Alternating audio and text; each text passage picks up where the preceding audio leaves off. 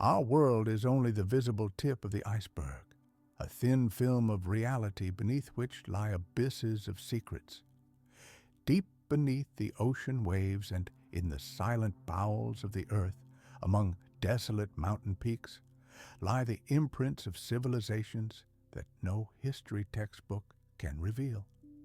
These grandiose structures have defied millennia, yet their true purpose still eludes us, like a misty image from a long-forgotten dream. The Bimini Road is one such enigma, a quiet whisper from an impossibly distant past that will not subside until humanity musters the courage to peer into the deepest recesses of its collective memory. Let's fast forward to the Bahamas. Here, in the crystal-clear turquoise waters of the Atlantic Ocean, lies an underwater structure whose origin has baffled both geologists and archaeologists. The Bimini Causeway is more than just a pile of rocks. What appears before us is a nearly perfectly aligned line of massive stone slabs that stretches underwater for almost a kilometer. Each of these cyclopean blocks weighs hundreds, if not thousands, of kilograms and has remarkably smooth edges. They are laid so meticulously as if by the hand of a giant builder. But who could have created this incredible underwater avenue, and for what purpose? After all, even our modern technology would struggle to reproduce something similar with such precision on the seafloor. This mystery was first revealed in the mid-20th century.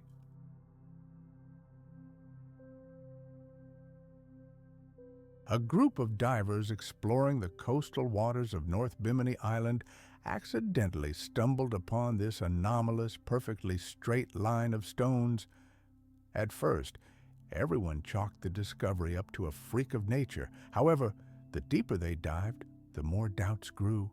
The stone slabs were too perfectly shaped. Some resembled enormous steps of a staircase leading to nowhere, others the remains of ancient walls. Instruments revealed that the entire structure sloped downwards as if it were a pathway to some foundation buried beneath centuries-old layers of sand and coral. The water in these areas is so clear that the sun's rays pierce it for tens of meters, playing on the surface of ancient stones. On a clear day, this pattern, reminiscent of a paved alley, can even be seen from an airplane, a mysterious line stretching straight out into the open ocean. The scientific world tried to find a simple explanation for this phenomenon. Some hypothesized ancient tectonic faults, while others suggested calcite slabs, sculpted by waves and time over millions of years. But the geometry of these blocks was too perfect. They formed 3 even rows, creating something like a giant underwater corridor. Some slabs even had grooves, as if they had once been fastened together. Only fragments of coral, sandstone, and limestone were found nearby, but none of these finds brought researchers any closer to solving the mystery.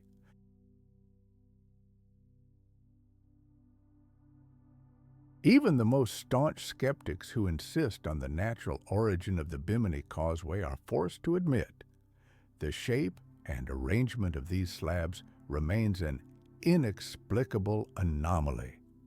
Rumors of an underwater causeway soon became veritable legends.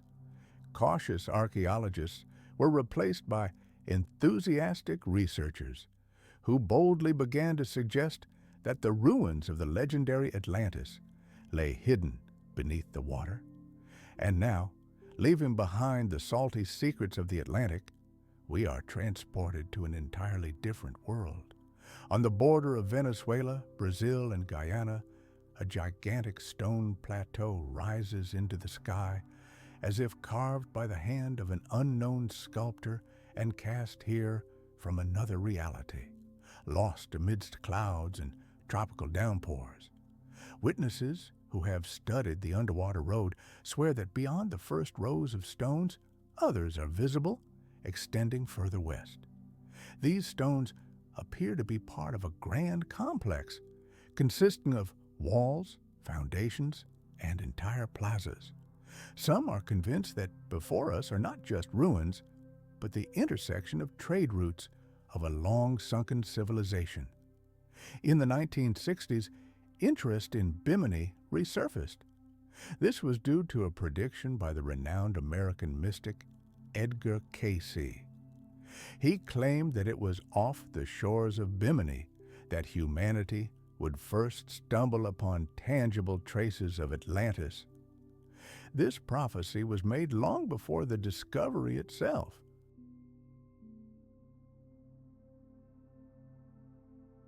And when divers actually discovered an underwater road, the coincidence seemed too incredible to be a mere coincidence. The discovery was given the grandiose name Road to Antiquity, and journalists vied with each other to write that the ocean might finally have decided to reveal one of its most closely guarded secrets. Subsequent studies revealed that the stones were covered in coral growths estimated to be thousands of years old. Radiocarbon dating, however, yielded completely contradictory results, from several hundred to tens of thousands of years. This gave rise to a flurry of new theories, from traces of a long-vanished civilization to the remains of an ancient coastline swallowed by the ocean in a global catastrophe. Some scientists even speculate that entire galleries may be hidden beneath the visible slabs, and that the causeway itself is merely the tip of a colossal structure extending deep beneath the seafloor. Divers who have dived in these waters report experiences that send shivers down their spines. They speak of a strange, unnatural clarity of the water directly above the road, as if it were emitting some kind of special glow. Surprisingly, many claim that compasses go haywire in this area, and cameras and video record inexplicable distortions. At such moments, an eerie sensation arises, as if the sea itself preserves the memory of something that existed here long before us.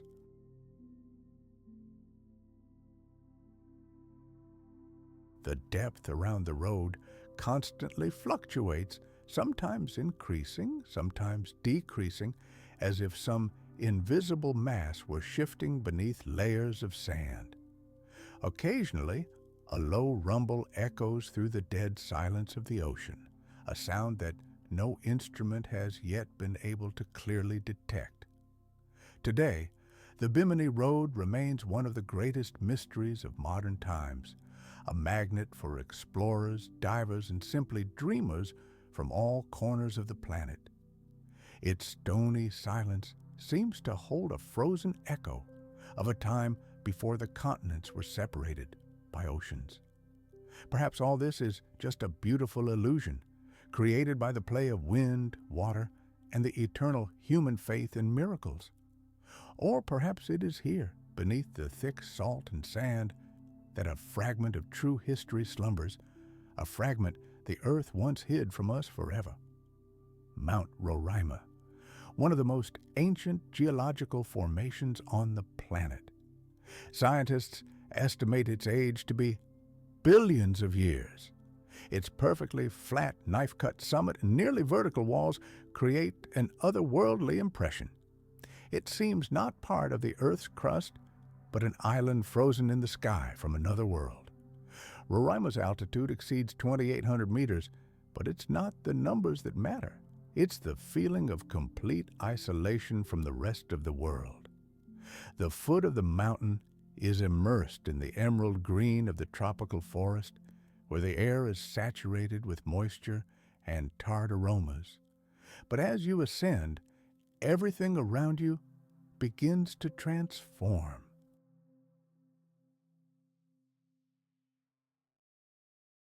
The vegetation grows lower, the air becomes denser, and the sky takes on a dark, almost purple hue. And suddenly, as if someone had drawn a giant blade across the ground, A sheer rock cliff rises before you, descending straight into the roaring clouds. At the summit, a deafening silence reigns, broken only by the whistling wind and the rustle of falling drops of rain. A unique microclimate develops here, where perpetual fog, torrential rains, and rare glimpses of sunshine transform the summit into a living, breathing organism.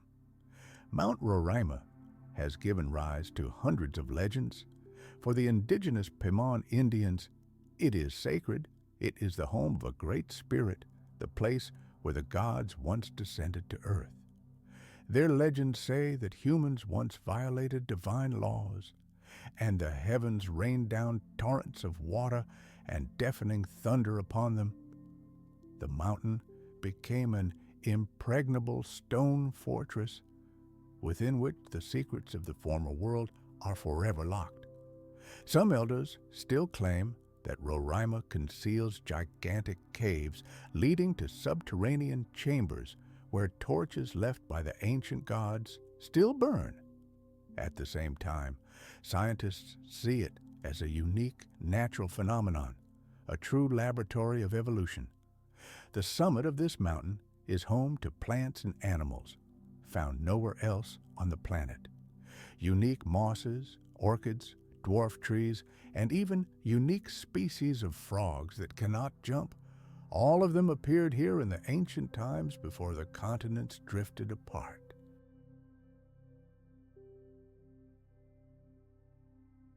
They were able to survive only because Roraima's summit has always been completely isolated from the rest of the world.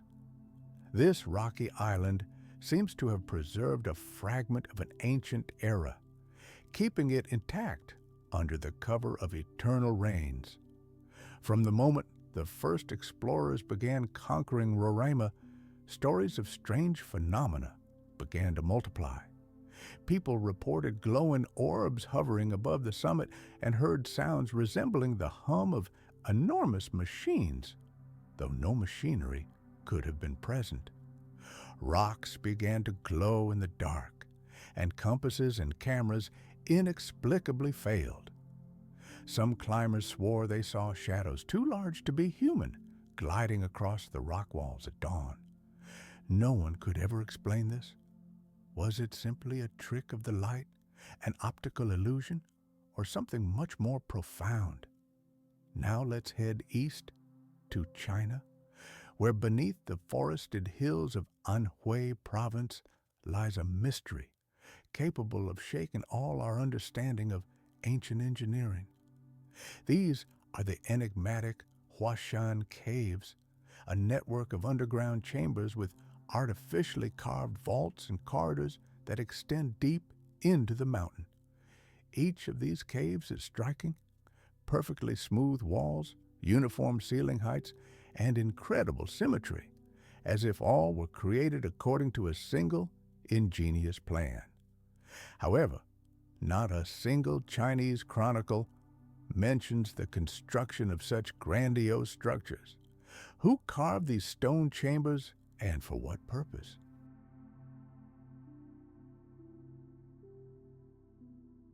The first caves were discovered by accident at the end of the 20th century.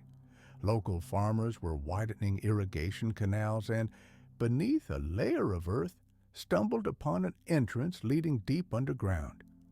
Upon entering, they found an incredible sight, a vast underground space reminiscent of an abandoned palace. High ceilings, impeccably polished walls, massive columns, steps, niches, and even carved ornaments. There was no trace of primitive tools like picks or chisels. The light from lanterns reflected off the stone walls as if they had been polished by modern machines. More than 30 such chambers are known to date, and each one is unique in its own way. Some resemble gigantic warehouses, others ritual halls or sanctuaries. The largest cave reaches the height of a 10-story building and is the size of a football field. Its walls are covered with strange parallel grooves, carved with mathematical precision at equal distances from one another. Once again, we return to the summit of Roraima, where a breathtaking landscape opens up. Below us, clouds swirl and rage, and somewhere far below, rivers flow in different directions. It is here that three great river systems of South America originate: the Amazon, the Orinoco, and the Essequibo. This place feels like a crossroads of worlds where heaven and earth merge into one inseparable whole. It is no wonder that Roraima inspired Sir Arthur Conan Doyle to create his famous novel, The Lost World.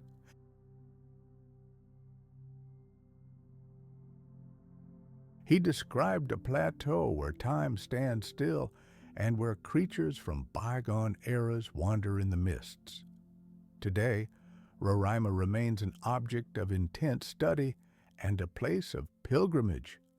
Scientists seek answers to questions of evolution here, and travelers strive to touch eternity. At its summit, it is impossible to remain the same. Everything here seems completely unaffected by the passage of time. Raindrops, scott, perhaps these grandiose structures served as ancient observatories, allowing priests to observe the dance of the stars and planets, or they were centers of rituals closely tied to cosmic cycles. When the glaciers melted and the ocean reclaimed its domain, the majestic temples disappeared beneath the water, but the very souls of their creators seem forever imprinted within the stone. The few brave souls who dive to these submerged giants unanimously speak of a strange, almost mystical feeling that overtakes them in the depths. An absolute, unnatural silence reigns around these towers, and the water itself seems viscous and heavy. Sometimes, sensitive instruments detect a barely perceptible electrical impulse, as if a spark of life still flickers within the ancient megaliths.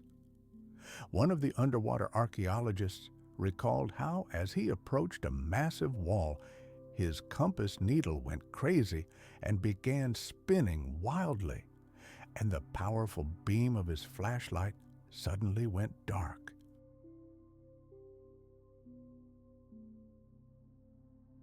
The stones themselves are covered in a thick shell of limestone deposits, but even beneath it, perfectly straight lines emerge, evidence of ancient processing, executed with a precision seemingly unimaginable for primitive tools. Some researchers adhere to a bold hypothesis. The underwater temples of Malta are nothing more than the legacy of a mysterious antediluvian civilization that flourished here thousands of years before the advent of all known Mediterranean cultures. It is possible that it was from this submerged island that the art of megalithic architecture, later found in Europe and the Middle East, began to spread throughout the world. This theory is supported by the striking architectural similarities between the layout of Maltese temples and similar structures in the Balearic Islands, Sardinia, and even as far away as Britain. It seems that ancient architects not only mastered the basics of geometry, but also understood the sacred, invisible connection between celestial bodies and terrestrial landscapes. A giant stone slab, decorated with a carved circle with holes around its perimeter, was found at the bottom of one of the submerged towers.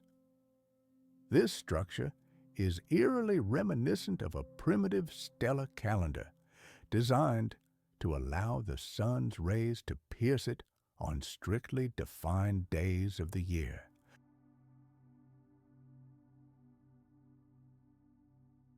However, the very idea that these monumental complexes could have been built by humans before the global rise in sea levels has deeply skeptical representatives of official science. After all, this would mean that 8,000 or 9,000 years ago, True craftsmen capable of constructing stone structures with impeccable architectural precision already existed on Earth. Consequently, research in the area is proceeding extremely slowly as authorities restrict any underwater work, citing the need to protect the local ecosystem. However, local divers have long whispered that there is more to the matter than just the marine fauna.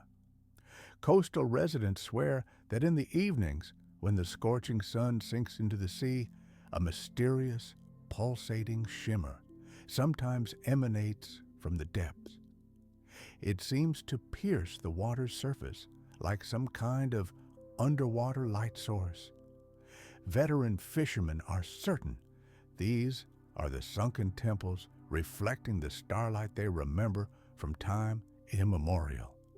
And at night, low-frequency vibrations can sometimes be felt, rippling through the ground and reminiscent of distant bells.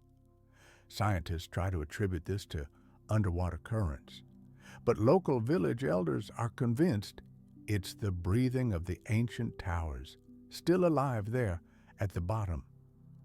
With each passing year, the sea continues its leisurely work, washing away limestone and revealing ever more sections of stonework. Who knows? Perhaps one day the entire submerged complex will be revealed.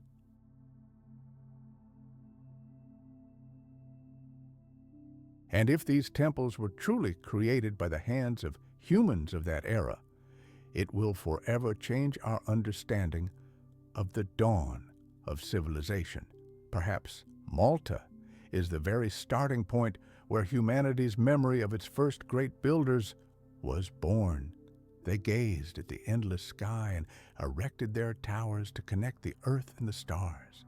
Today, Malta's underwater megaliths slumber in eternal silence, shrouded in a blanket of sand and seaweed. But every ray of light that pierces the surface of the water momentarily brings their ancient walls to life. It serves as a reminder that nothing disappears without a trace. Even cities swallowed by the sea continued to live on as ghostly reflections of that great era when people still knew that stone could hold eternal secrets. Now, let's travel to the Gulf of Aden, off the coast of Yemen, where the island of Socotra lies lost in the ocean, a place that many, without exaggeration, call the most alien-like on Earth. Socotra looks as if it were cut from another reality and transplanted into our world. Here, the sky seems lower and brighter, the air is saturated with sweet, rich aromas, and the plants have such bizarre shapes as if they came from another planet. This patch of land was isolated from the mainland for millions of years, and life here has developed a unique, completely different path, unlike anything we know.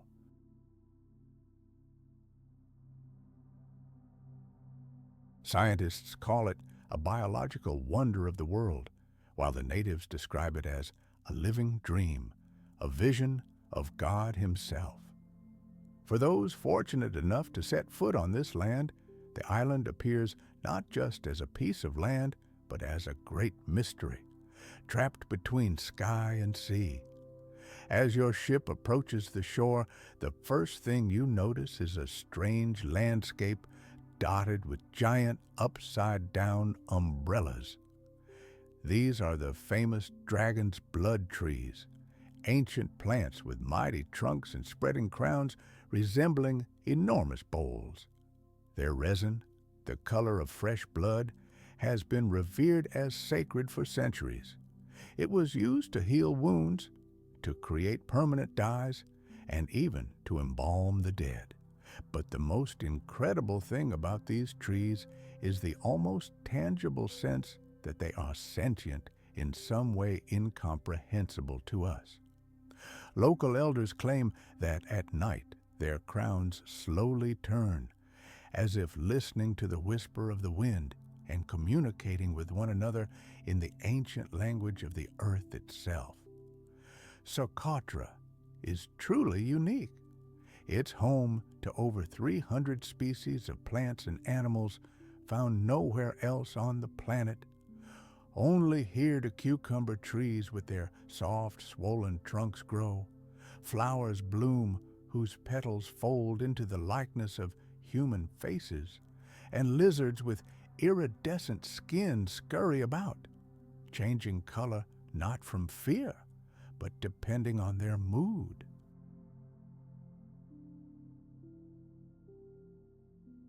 Scientists admiringly call this island a laboratory of evolution. However, even among them, there are those who admit that conventional theories are too full of gaps. The local flora and fauna differ too strikingly from neighboring regions, and the mechanisms of adaptation to the hot, dry climate seem too complex and implausible. Some biologists have advanced the bold idea that the island may have preserved a unique form of biochemistry, inherited from a time before modern species emerged on Earth. The caves of Socotra are a separate, even deeper mystery. Some of them extend for many kilometers into the island's depths. Inside their halls, one can see stalactites resembling living, pulsating tissue and stone columns that, when struck, emit melodic sounds that form strange chords. In one cave, known as Hawk, traces of a black pigment are visible on the walls. These may be ancient drawings, but no one has yet been able to properly study them. The very air inside these caves causes severe dizziness. Any electronics instantly fail, and batteries die within minutes. Travelers who have dared to visit these places have reported incredibly vivid dreams in which they saw the island from a bird's eye view, bathed in a ghostly blue glow, with a powerful beam of light shooting from its center into the sky. Scientists studying Socotra's magnetic field have confirmed the presence of a powerful anomaly. The field's vector is noticeably shifted, creating a distorted reality effect.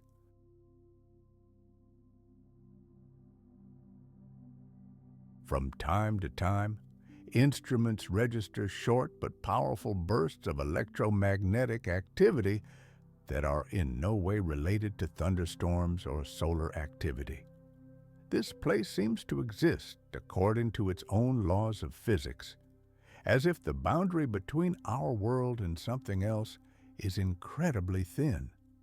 The local inhabitants, descendants of ancient tribes, still live almost exactly as their ancestors did thousands of years ago.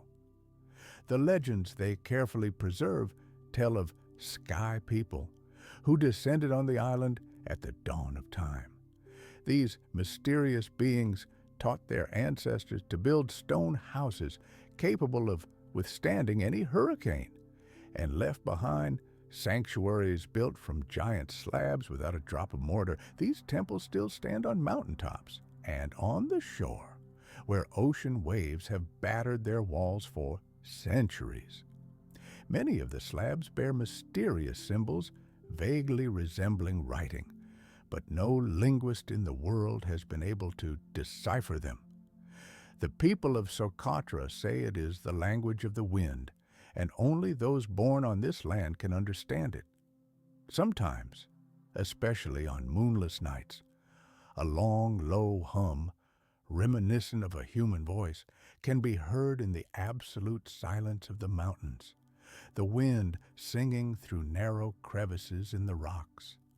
Hermit monks living in caves call this the voice of the earth, which awakens only on special days when the peak tide coincides with the specific position of the stars.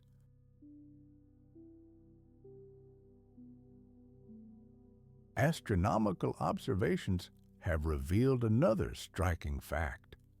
The outline of the island itself and the arrangement of its mountain ranges precisely follow the map of the ancient constellation Draco. This could be just an incredible coincidence, or perhaps an echo of the times when people built their dwellings using celestial alignments as their guide. At night, a bottomless dome of sky unfolds over Socotra. The stars here seem so enormous and close that it seems as if you could touch them with your hand. Not a single light from a city or a ship disturbs this pristine darkness. In this frozen space, you literally physically feel the breath of eternity. Locals firmly believe that Socotra is more than just an island. It is a sentinel standing at the border of worlds, a place where Earth converses with the sky. They believe that when humanity finally forgets its roots, this island will remind them of them. Several expeditions even conducted time experiments, comparing the readings of ultra-precise chronometers inside caves and on the surface. It turned out that time flows slightly slower in the island's depths. The difference was negligible, just a fraction of a second, but it was enough to challenge the laws of physics we've come to consider immutable. Perhaps Socotra's greatest secret lies in its profound, deafening silence.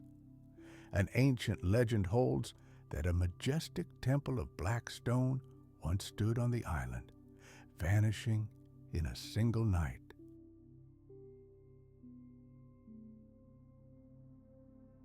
The sea around it boiled, and the sky turned crimson like the resin of the dragon tree. People said the gods took the temple because it was built not in the name of light, but in the name of power.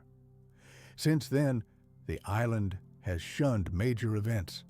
There are no wars or the bustle of large cities here. Life flows at its leisurely pace, just as it did thousands of years ago. Today, Socotra remains a destination only for the most adventurous travelers. There are no paved roads, electricity, or comfortable hotels here, only wind, stones, and the intoxicating aroma of ancient resin. But anyone who sets foot on this land unmistakably feels as if they have stepped onto the border between the distant past and endless eternity. Standing among trees dripping blood-red sap and watching the sunset paint the sky in the same hues, it seems as if time itself has stood still. Socotra is more than just an island. It is a living reminder that our Earth still holds great mysteries. Here, among these silent rocks and age-old trees, the planet itself speaks to us. It speaks without words, but its history is audible in the howling wind, the breath of the ocean, and the crimson color of the earth, as if soaked in the blood of its earliest, most ancient creations. Let us travel high into the Altai Mountains, to a land where snow-capped peaks pierce the sky itself, and the wind sings with the voices of bygone eras.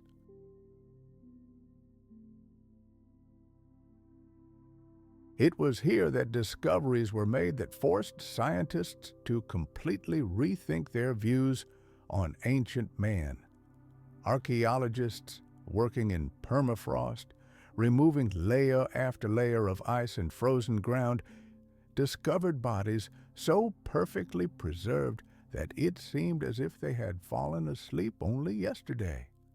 Their skin, hair, even fragments of clothing all remained untouched by the merciless ravages of time. But the most incredible thing was yet to come. The bodies of these ancient people were adorned with tattoos, intricate, graceful designs depicting animals no longer found on our planet. These designs were clearly more than mere decoration, but powerful symbols. Yet their true meaning remains a profound mystery. At the end of the 20th century, scientists stumbled upon something truly astonishing on the Ukak Plateau. Not just a burial, but an entire ice sarcophagus. Searching for traces of ancient burial mounds, they uncovered the find, and the thick, tart air of millennia erupted, filling the air with the scent of resin and wood. It was like a breath frozen for centuries. Inside the ice tomb lay the body of a woman, carefully wrapped in woolen fabric with intricate patterns. Her shoulders and arms were covered with tattoos depicting griffins, deer, and other mythical creatures. Her face was perfectly calm, her eyes closed, and her lips slightly parted, as if she were simply dozing in her icy bed.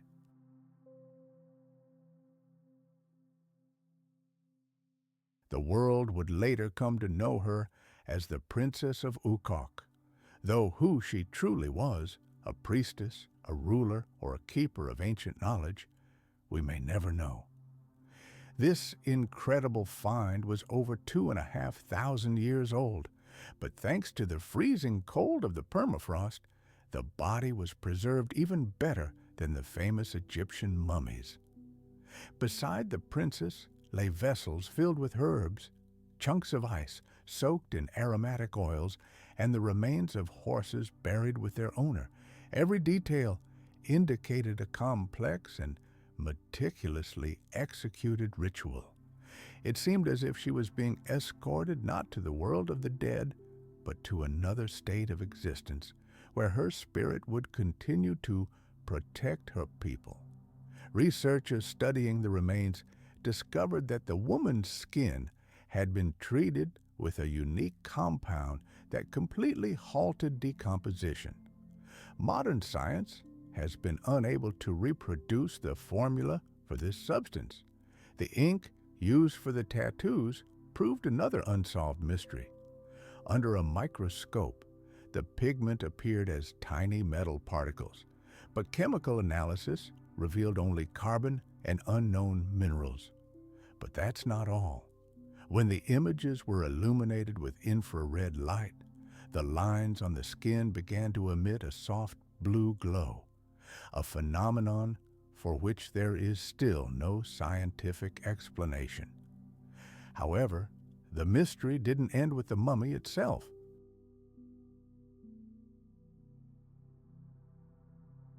As soon as the body was transported from the mountain's tranquility to a modern laboratory, local residents of Altai protested. They claimed the peace of the great guardian of the earth had been disturbed, and her spirit must not leave its resting place under any circumstances. Following this, a series of unusual events rocked the region. A powerful earthquake, the likes of which hadn't been seen here for decades, occurred, and sudden and violent storms lashed the plateau. Local elders claimed the mountain had awakened and was demanding the return of what was rightfully its own. Eventually, years later, authorities decided to return the mummy to Altai. It now rests in a special museum built near its native plateau. In addition to the Princess of Ukok, other burials were also found in the same region: men, women, warriors, and shamans. All of them bore the same striking tattoos, complex and intricate designs, and their faces showed no sign of fear or pain.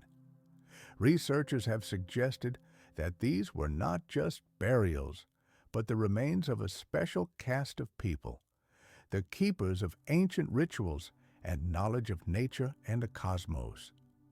The tattoos on their bodies, according to some experts, may have served as a kind of map. On some, lines can be discerned that align with the positions of stars and constellations. On others, animals closely associated with the ancient mythology of Siberia are depicted.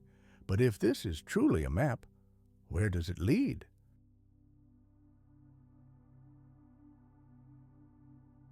And why is it inscribed directly onto human skin? Perhaps ancient peoples believed the body was the boundary between worlds, and sacred images opened the way for the soul after physical death. Remarkably, objects completely uncharacteristic of the region, were found along with the mummies, silk fabrics, bronze, and jade jewelry crafted with jeweler's precision. This suggests that the Altai people were part of a vast trade and cultural network spanning all of Asia, and yet their funerary rituals and art remain absolutely unique. Archaeologists have found nothing similar in either China or Persia. Scientists are still puzzled by how the bodies could have survived above freezing temperatures, as no traces of traditional embalming have been found. Perhaps the Ukak people's knowledge of the interactions between herbs, oils, and minerals was irretrievably lost over time. Another theory holds that cold was used not simply as a natural preservative, but as part of a sacred ritual. It's as if they knew how to bring life into a state of deep rest. Today, the discovery site is closed to tourists, but pilgrims still ascend to the ancient burial mounds. They leave flowers, light candles, and pray to the spirits of their ancestors, despite not belonging to any modern religion.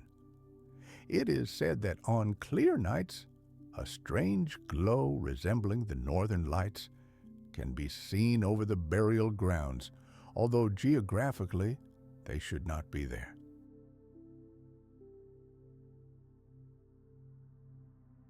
Locals believe these guardian spirits watch over our world while we vainly search for answers to questions that were obvious to them.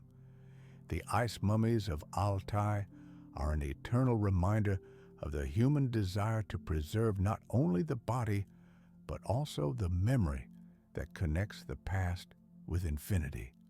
These figures, frozen in snowy silence, seem to continue to look at us through the centuries, guarding the mystery of existence, where death is not the end, but only the beginning of a long journey home. Now let's move from one great mystery of antiquity to another. To this day, no one can say with certainty why the Carnac stones were erected or who was able to carry out such a grandiose construction in an era before metal. When you first see these fields, it feels as if the earth itself is frozen in motion.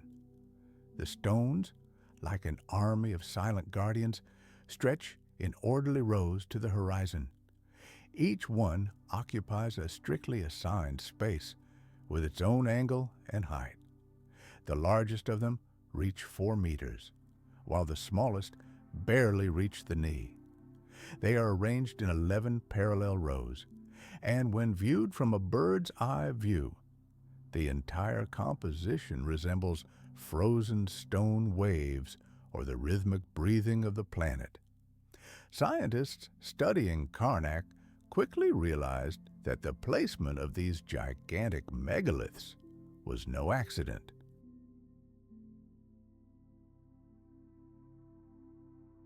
The stone rows are aligned with solar and lunar cycles, indicating key astronomical points. For example, the location of sunrise on the summer solstice or the position of the moon during rare eclipses. Local legends say that this was once an army of Roman legionaries turned to stone by the powerful Saint Cornelius. A beautiful story. But the stones stood here thousands of years before the rise of the Roman Empire. Some researchers speculate that Carnac was a gigantic prehistoric observatory built to observe the movements of celestial bodies. But astronomy alone cannot explain the colossal scale of this structure. The installation of more than 3,000 stone blocks required a profound knowledge of geometry, physics, and meticulous planning, skills believed to be beyond the reach of people of that era. Modern instruments have revealed that many of the megaliths are aligned with centimeter-level precision. The lines that form their rows intersect at angles that follow the patterns of the Earth's magnetic field, and special measurements revealed something truly astonishing. Some stones emit weak electromagnetic waves. This has given rise to a bold new hypothesis. Perhaps Carnac was not an observatory, but an ancient energy complex, where the stones served as resonators. The granite they are composed of is rich in quartz, a mineral capable of amplifying vibrations.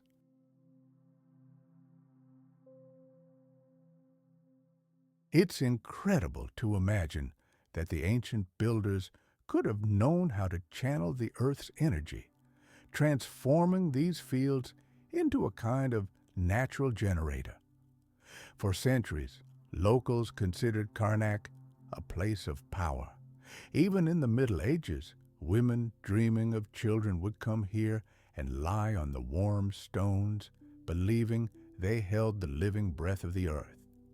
Fishermen would leave offerings here before setting out to sea, hoping the stone guardians would protect their boats from storms. Despite modern fences and crowds of tourists, the elders of Brittany still walk around Carnac with deep reverence, not daring to touch the stone without special permission. During one expedition, archaeologists discovered perfectly carved stone pits beneath a layer of turf, as if designed for the installation of new monoliths. This means that Carnac was not simply a completed monument, but a project in constant development. It is a code left to us by an era when man still heard the voice of his planet. Some see it as a cult site, others as a tool for observing the stars. Still others see it as a vestige of long-forgotten technologies that we can only guess about today. Carnac is now under UNESCO protection and is being studied, but the secret of its true purpose remains elusive. At night, Carnac creates a truly mystical impression. Moonlight bathes the fields, and the stones seem to breathe. The wind blowing through their even rows produces a low hum, like a choir.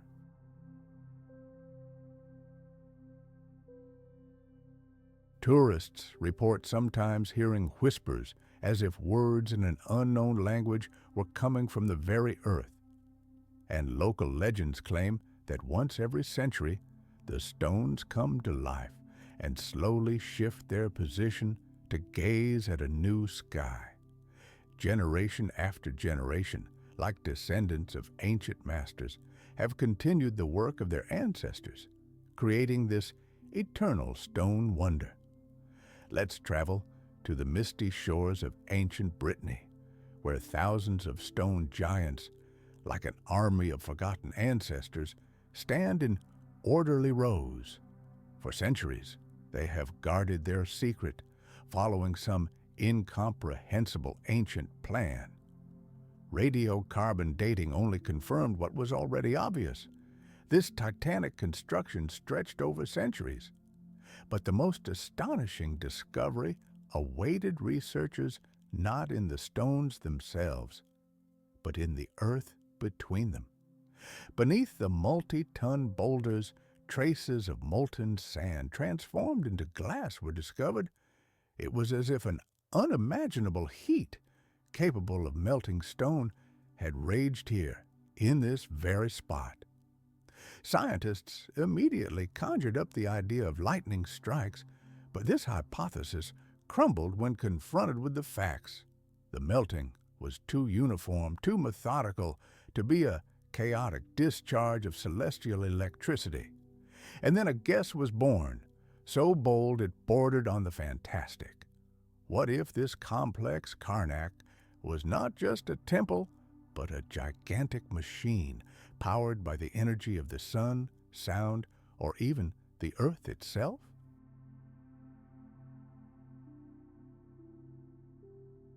Imagine these granite pillars as colossal antennas linking heaven and earth into a single energy circuit. In the 1970s, a French engineer decided to test this theory.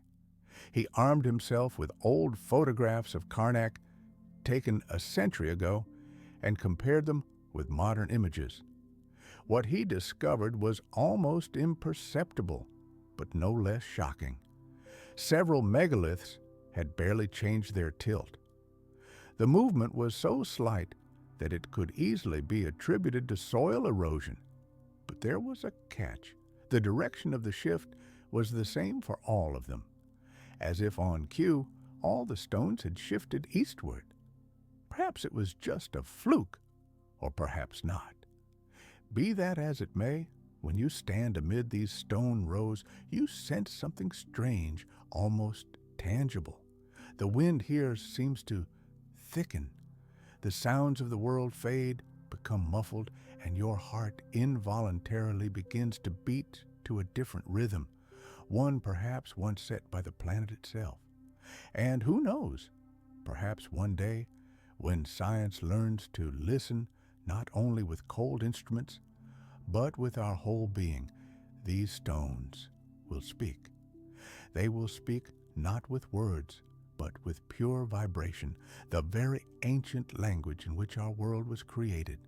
These observations only strengthen our conviction that this complex was once much larger, spreading like a gigantic network whose tentacles reached all the way to the ocean.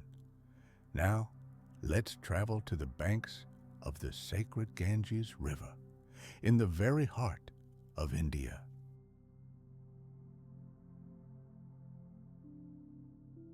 Here, in the ancient city of Varanasi, lies a secret that almost no one knows about. It lies deep underground. Varanasi is a city where funeral pyres burn day and night, and the very air is filled with the rich aroma of sandalwood and millennial prayers. But beneath its narrow streets, beneath the temples and houses where millions of pilgrims come in search of purification, lies a vast network of underground corridors and halls carved directly into the monolithic rock. These passages extend so deep that even the most modern exploration missions have been unable to reach their end. Locals call this place the womb of Shiva, believing that it is here, far from the bustling world, that the heart of the ancient faith beats. Legends of underground Varanasi have been passed down by word of mouth for generations. They spoke of an entire city reflection, a shadow of the sacred world, where temples continue to stand forever, even as everything above ground turns to dust. When archaeologists first decided to investigate these rumors, they stumbled upon a hole beneath one of the most ancient temples, a hole that led downward into absolute darkness. Beyond it, a passage opened, the walls of which were covered with intricate stone patterns, and the silence was so profound that one could literally sense an ancient power within it. The walls of the corridors were decorated with reliefs depicting scenes not found in any known Hindu epic.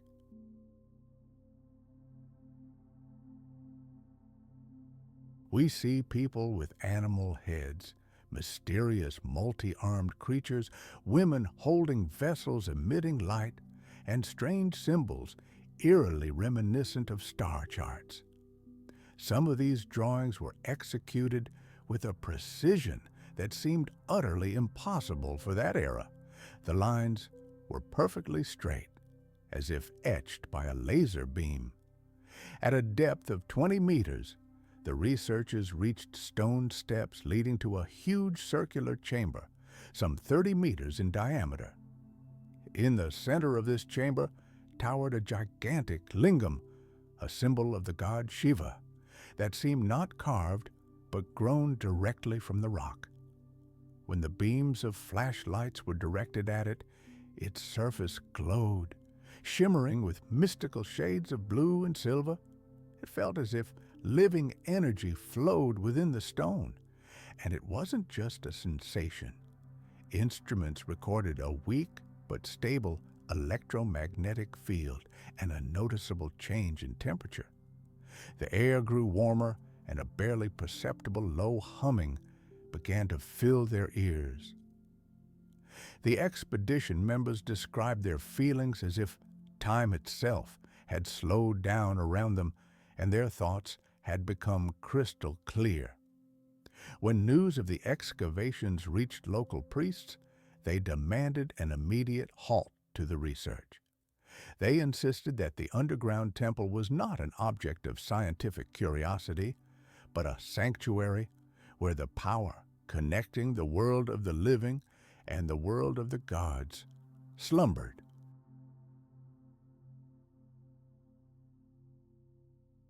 But the archaeologists, driven by a thirst for discovery, discovered another passage leading even deeper. This corridor led them to a vault from behind which came the distinct sound of running water.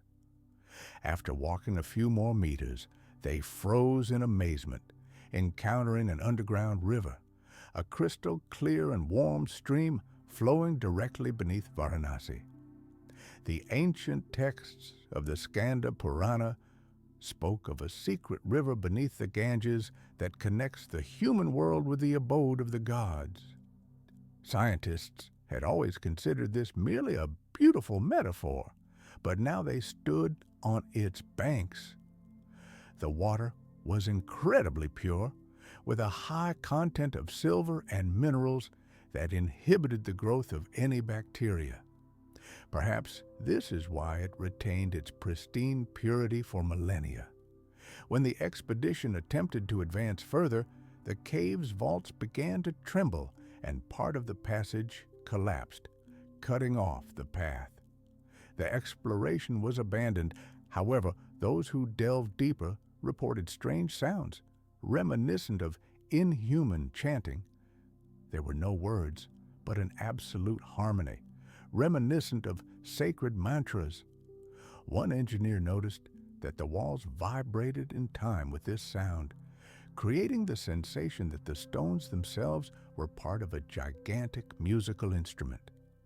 Later, physicists, having studied the resonant properties of the halls, concluded that the entire architecture of the complex was built according to the principles of sound symmetry.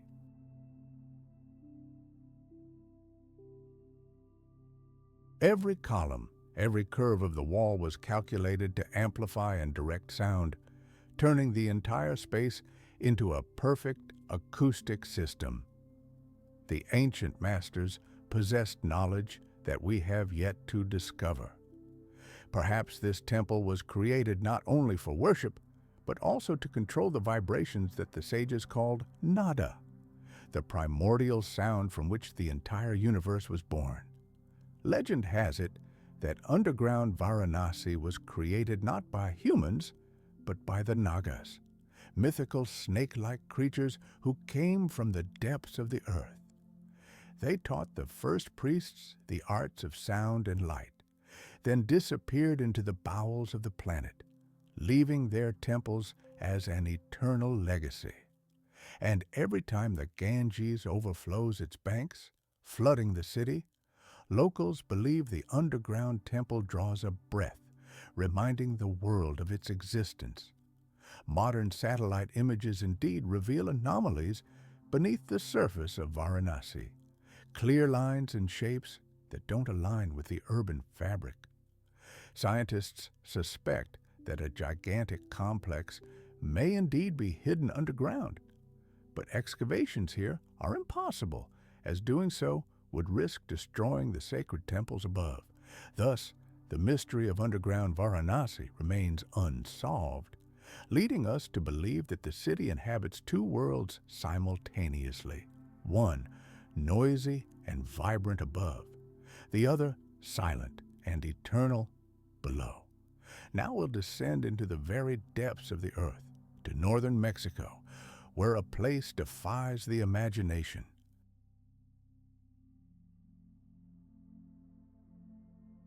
These are the Naica Crystal Caves, located deep beneath a silver and lead mine.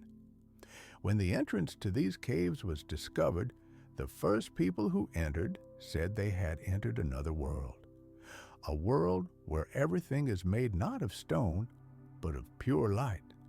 Gigantic selenite crystals grow from the walls, floor, and ceiling, transparent and sparkling, like frozen rays or trapped lightning. Some of these giants reach 10 meters in length and weigh over 50 tons.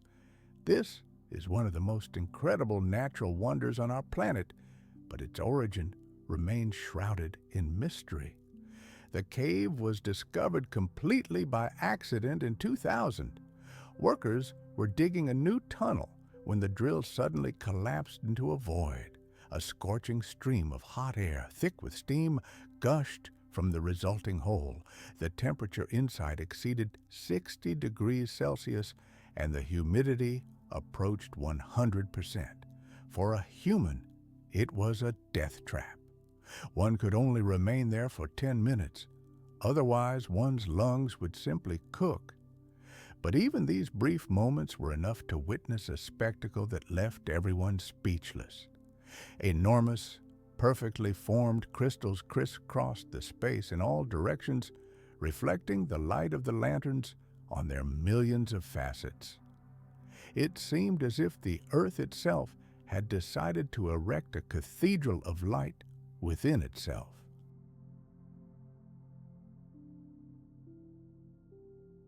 Scientists, descending in special cooling suits, soon discovered that this cave had been flooded for millions of years with hot, mineral-rich, sulfur-rich water. Slowly cooling, this water created ideal conditions for crystal growth. Each crystal formed slowly, atom by atom, until it transformed into a gigantic, perfect structure. But the main question remains, why did this happen here, and on such an unimaginable scale? There is no other place like it on the entire planet. Even in protective suits, the researchers could work for no more than an hour. A strange, barely perceptible noise filled the cave, a quiet crackling, as if giant crystals were breathing. Instruments detected weak electromagnetic radiation emanating from some of the formations. A theory arose that the minerals were capable of storing energy and slowly releasing it, creating electrical impulses. But even bolder rumors circulated among the researchers that the crystals were capable of storing sound, vibrations, and even human presence, like a giant natural hard drive. And this theory was eerily confirmed. Microscopic bubbles of air and liquid were discovered on the cave wall, sealed within the crystals for over 50,000 years. And within these bubbles, living microbes were found, the most ancient form of life ever encountered by humanity. They had been dormant in a crystal cradle for tens of thousands of years, biding their time.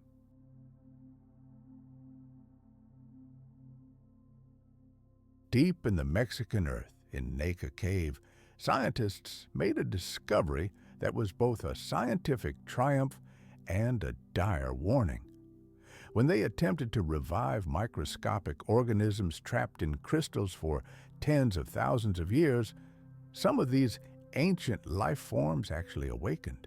This event caused a sensation, but it also raised a disturbing question. What else lurked within this crystal sarcophagus? Perhaps the cave holds not only unearthly beauty, but also ancient nightmares, an encounter with which could prove fatal for humanity. Today, this underground world is once again sealed. The pumps that drain the water have been stopped, and the dark waters are slowly returning to engulf the crystal chambers. There is a real risk that within a few decades, this natural wonder will be forever hidden beneath the water, and humanity will lose access to it.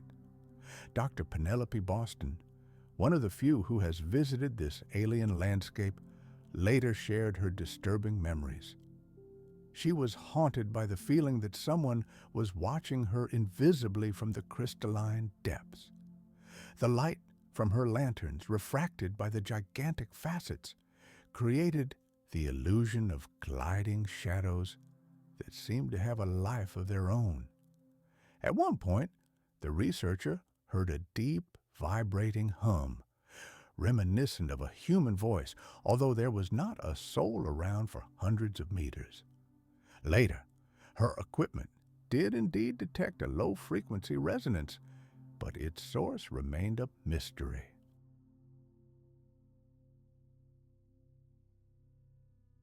Curiously, ancient Mexican legends seem to predict this discovery. Local myths speak of a house of crystals where the light of the earth itself resides. This light was believed to have the power to purify souls and preserve the memories of the entire world. The elders of the Tarahumara tribe believed that these glowing crystals, which they called the bones of the earth, were a gift from the gods. And if one gazed upon them without fear, one could learn to understand the language of the planet itself. With the discovery of Naica Cave, these ancient legends took on a new, almost frightening power. Too many coincidences proved too numerous. After all, the cave itself is located beneath a hill that in ancient times was called the place where light breathes.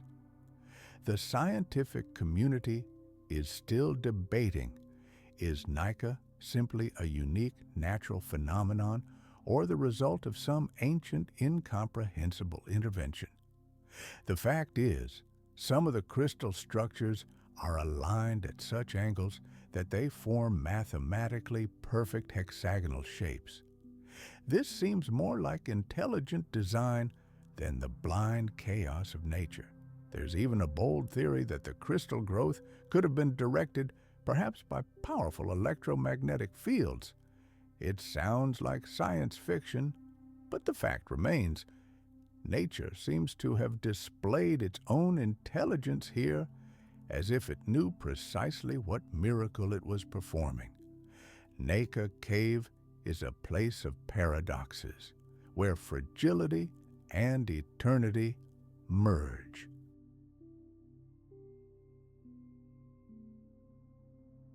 The unbearable heat inside can kill a person in minutes, but in this hellish inferno, the crystals don't just survive, they live, preserving the memory of millennia in their transparent depths. Here, the boundaries between the living and the non-living are erased, and if you gaze long enough at these gigantic, translucent columns, you get the persistent feeling that they don't simply reflect light, but radiate it from within, as if the quiet, ancient pulse of the earth itself beats within their hearts. Let's now travel to the very heart of the Sahara Desert, to the Tassili Plateau. Here, where for hundreds of kilometers there's not a drop of water, not a single green sprout, a silent ocean of stone stretches, and suddenly this Martian landscape is torn apart by cliffs, their walls covered with thousands of ancient drawings. It's as if we've entered a gallery abandoned by a long-vanished civilization. When the first European explorers reached Tassili, they expected to find only modest traces of nomadic tribes. But what met their eyes shocked even the most experienced archaeologists. On the walls of canyons and deep in caves were depicted scenes dating back at least 10,000 years. Enormous giraffes, elephants, hippos, and crocodiles, painted in the very center of the dead desert, became irrefutable proof. The Sahara was once a flourishing garden filled with rivers and lakes. However, among the recognizable animals, there are also completely different figures.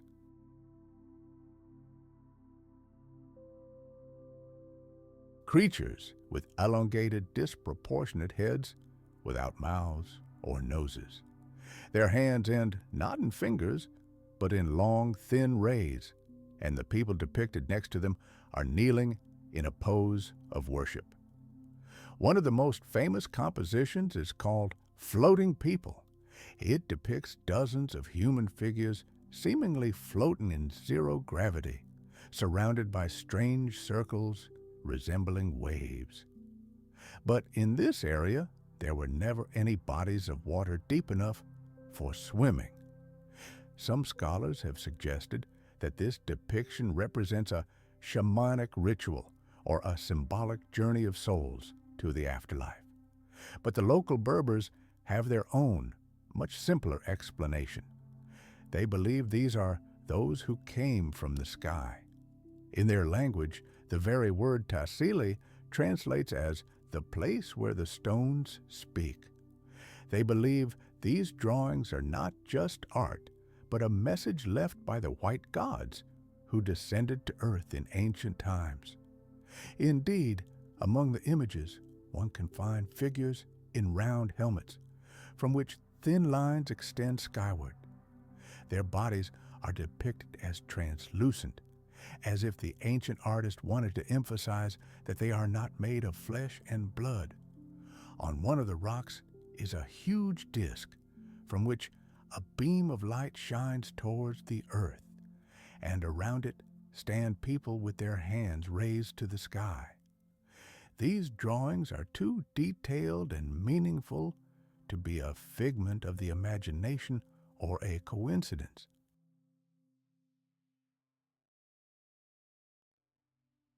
Geologists who analyzed the paint confirmed that it was over 8,000 years old, yet the pigment remains incredibly vibrant, as if it had been applied only yesterday. Its composition was unique, a mixture of iron oxide, manganese, and rare minerals found nowhere else in the area. When archaeologists began digitizing the images, they made another astonishing discovery. The arrangement of some key figures on the rocks precisely replicates the starry sky, particularly the constellation Orion, which played a vital role in many ancient cultures. Moreover, the entire gallery is oriented strictly northeast-southwest, which coincides with the sunrise on the vernal equinox. This suggests that the creators of these drawings possessed a profound understanding of celestial mechanics. But the main mystery of this place lies not only in the drawings, but also in its inexplicable energy. Visitors to the plateau report a strange feeling of pressure, as if the air itself becomes denser and heavier. Compasses begin to spin erratically, and metal objects can suddenly heat up, even though the surrounding temperature remains constant. Scientists have recorded a weak but constant electromagnetic field emanating from underground, but its source has not been determined. Soil analysis revealed no anomalies. It is hypothesized that either a huge metal structure or a magmatic anomaly, similar to those found in meteorite craters, lurks beneath the Tassili Plateau.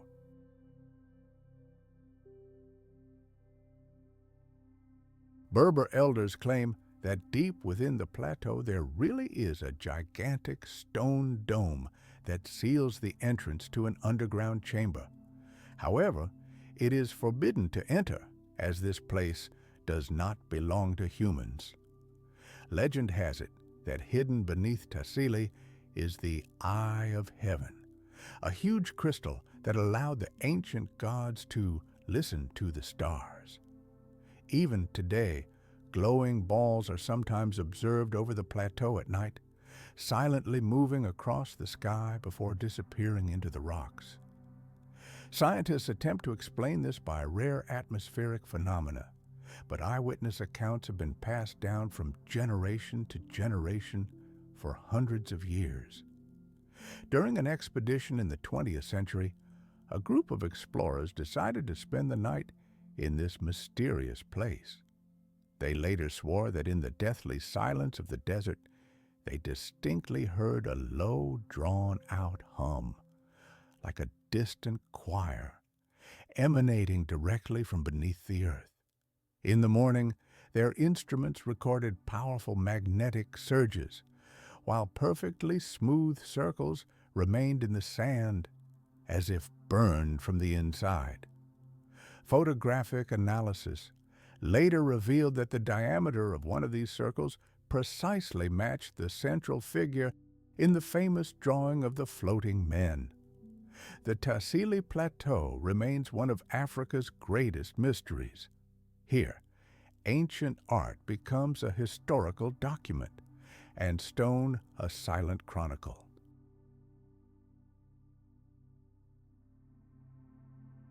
Each drawing is imbued with knowledge of things the people of that era simply could not have imagined.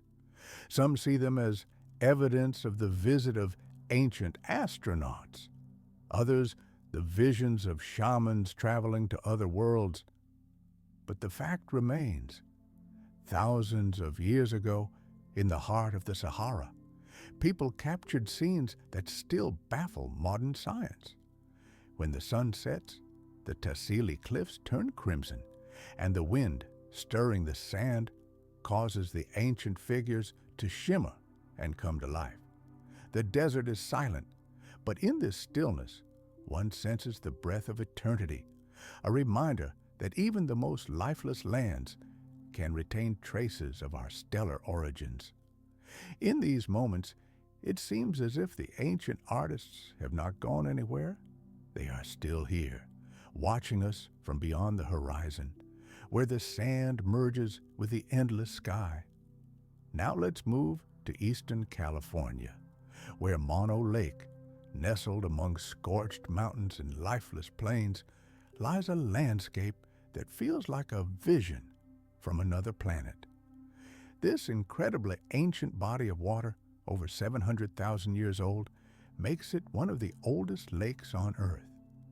Its surface shimmers with an otherworldly silver light, as if it were not water, but molten metal reflecting the sky, which seems eerily close here.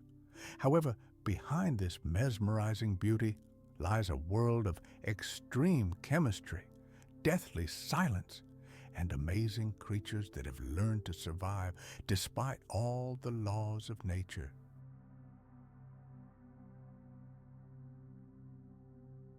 Mono Lake's water is undrinkable. It's a deadly cocktail of alkali, salts, and boron. These dead waters harbor neither fish nor algae as we know them. But life does exist. Millions of tiny brine shrimp and microscopic organisms swarm in the depths, coloring the lake emerald green or blood red depending on the season. This gives Mono Lake's surface an utterly otherworldly appearance. The colors constantly shift, and on hot days, a thick fog rises from the water, reflecting the sun and turning the horizon into a shimmering liquid mirror. But the most arresting feature are the bizarre stone towers rising directly from the water, like the ruins of a sunken city. These formations are called tuffs. They are limestone structures that formed over thousands of years underwater, where calcium-rich hot springs reacted with the lake's soda water. Over hundreds of thousands of years, entire stone forests have grown beneath the surface. Columns, intricate arches, and vaults, reminiscent of the skeletons of Gothic cathedrals, crafted by nature itself. Imagine a landscape straight out of a science fiction novel. Ghostly stone spires rising from the still, thick water. These are not the ruins of a sunken city, but something far more ancient and strange, awakened from its salty slumber.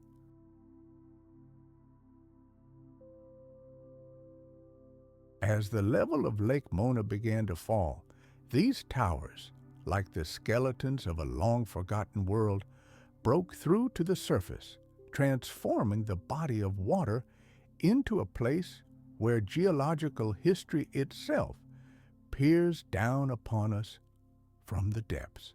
The ancient Native American tribes who lived here for centuries regarded these formations with awe and fear. In their legends, the towers were not just stones, but homes for water spirits, silent guardians guarding the gates between our world and the next. The elders whispered that on moonlit nights, the spires began to glow with a mysterious light from within, and those brave enough to approach the water's edge heard otherworldly singing, eerily similar to human voices.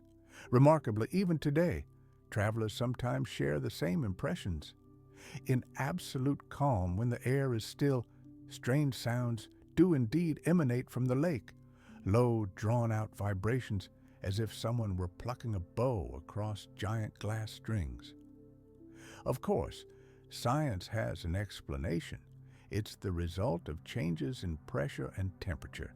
But even the most rational explanation can't dispel the persistent feeling that this place possesses its own ancient consciousness.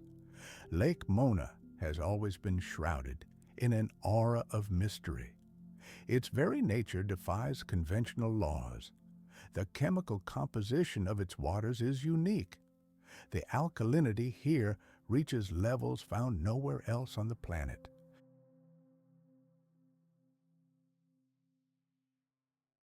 The water is so dense due to dissolved salts that even massive objects refuse to sink, bobbing on the surface. In its deepest parts, the water stratifies into layers that never mix. Imagine, the top layer can be icy and crystal clear, while the bottom layer is warm and thick with minerals. If you immerse your hand in it, you can physically feel this invisible boundary, as if passing through a thin energy curtain. But the most incredible thing lies beneath this water. Life forms unique to the entire Earth live here. Scientists have discovered microorganisms that not only survive without oxygen, but thrive on sulfur and arsenic, which is deadly to all life. When this discovery was made, the world gasped. These microbes are nothing less than living messengers from our planet's prehistoric past, direct witnesses to an era when the Earth's atmosphere was toxic and completely unbreathable. Some researchers even believe that it was in these extreme cradles that life first arose. This means that Lake Mona is not just a geological curiosity, but the key to the greatest mystery of our own origins. In the 1970s, human intervention nearly destroyed this wonder. The rivers feeding the lake were diverted to feed the growing Los Angeles area, and the water level of Lake Mona began to drop catastrophically. This process exposed even more tuff towers, revealing entire underwater canyons and valleys where the rock had solidified into whimsical spirals and paved paths.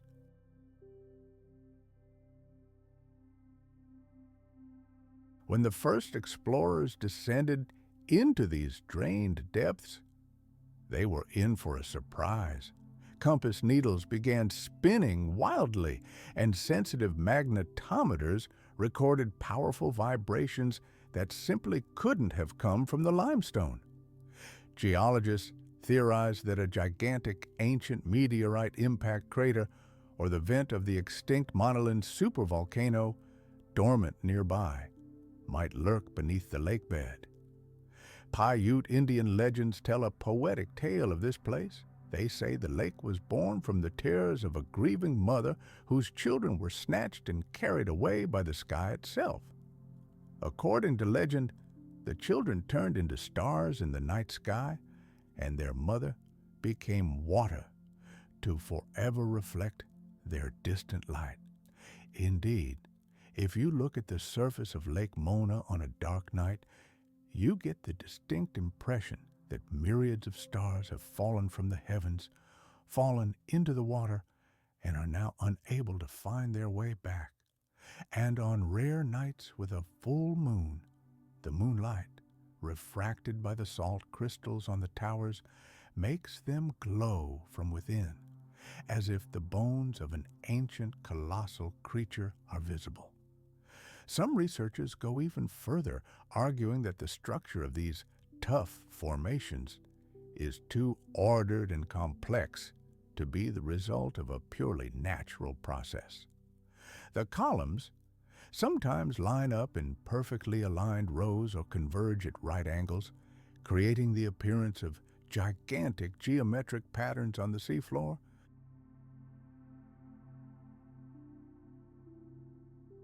Is this a stunning stroke of chance, or evidence of the work of ancient humans whose technology we cannot comprehend? Lake Mona, like other great mysteries of the planet, is in no hurry to provide answers. Today, this unique ecosystem is protected by law, but its appearance continues to change. The water slowly returns to its banks, and with it comes a sense of hidden, powerful force, unmeasurable by any instrument. Standing on the shore, breathing in the salty air to the cries of seagulls, you understand this landscape is more than just a corner of the earth.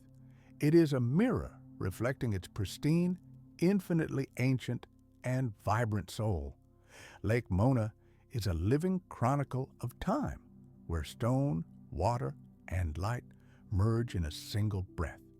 It serves as an eternal reminder that even in the most seemingly dead and hostile corners of the planet, life always finds a way to manifest itself, albeit in forms the human mind is not always ready to accept. Perhaps it is here, among these silent salt giants, that the earth still whispers to us of its origins, of the deep memory that has kept it alive for billions of years, far longer than all our civilizations will exist. Let us now travel to the very heart of the Arabian desert, to a place called Ubar, lost in the sands of the Rub al-Khali. For a long time, it was spoken of only in ancient myths and legends.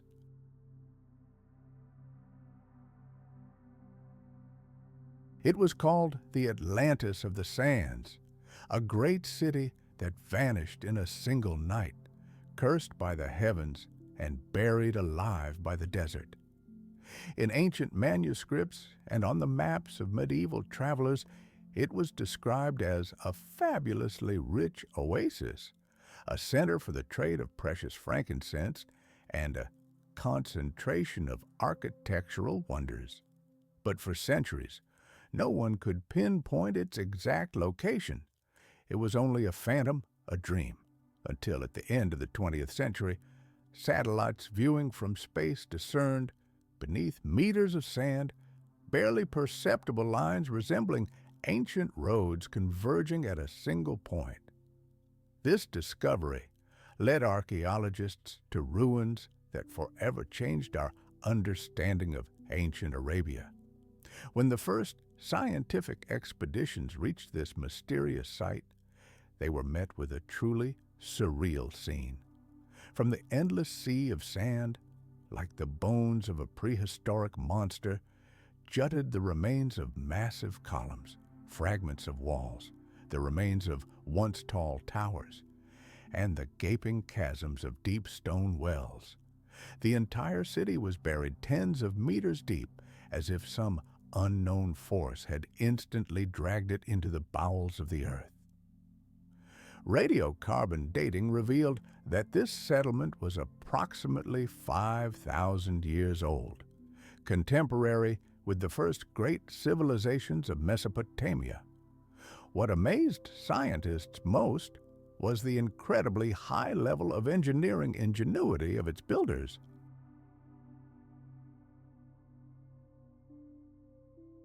Hidden beneath the sand was a complex water supply system, a network of underground tunnels and gigantic water storage cisterns.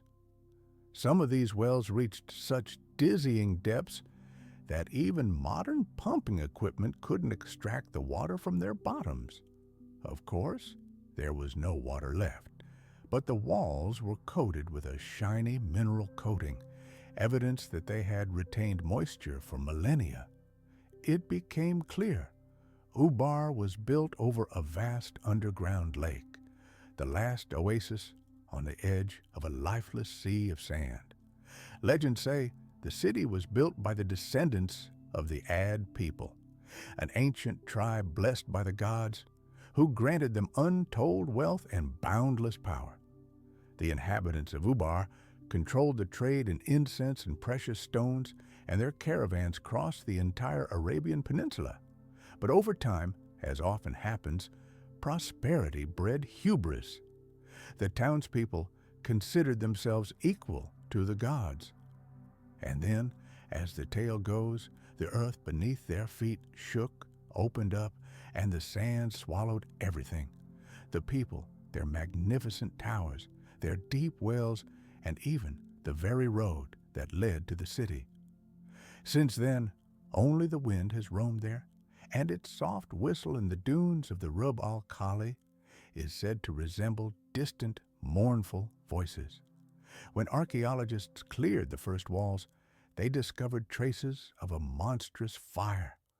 The stones were charred not from the outside, but from the inside, as if a powerful explosion had occurred beneath the city.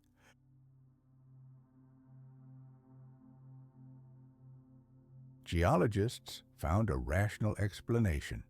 A rockfall could have released and ignited natural gas deposits.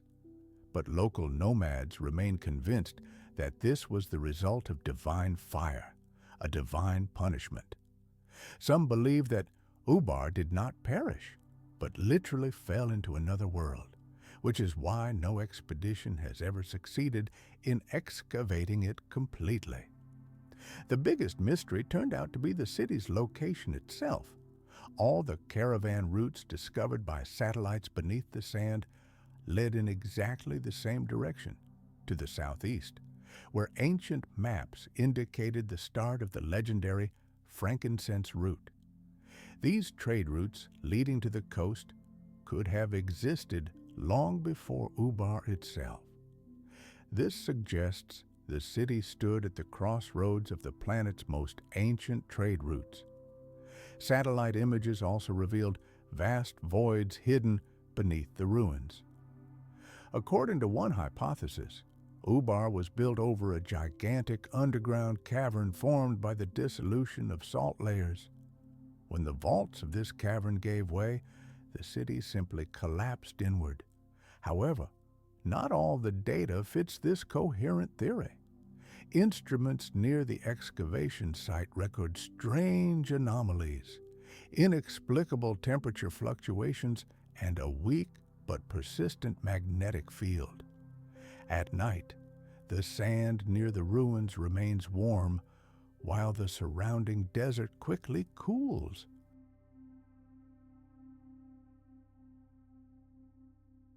Local Bedouin call this phenomenon the breathing of the city. Many archaeologists who have worked there note with alarm that the site seems to be protecting itself. Every attempt to advance deeper into the excavation is accompanied by a series of inexplicable incidents. Complex equipment breaks down, drilling rigs overheat, and sand begins to crumble into the pit faster than it can be removed.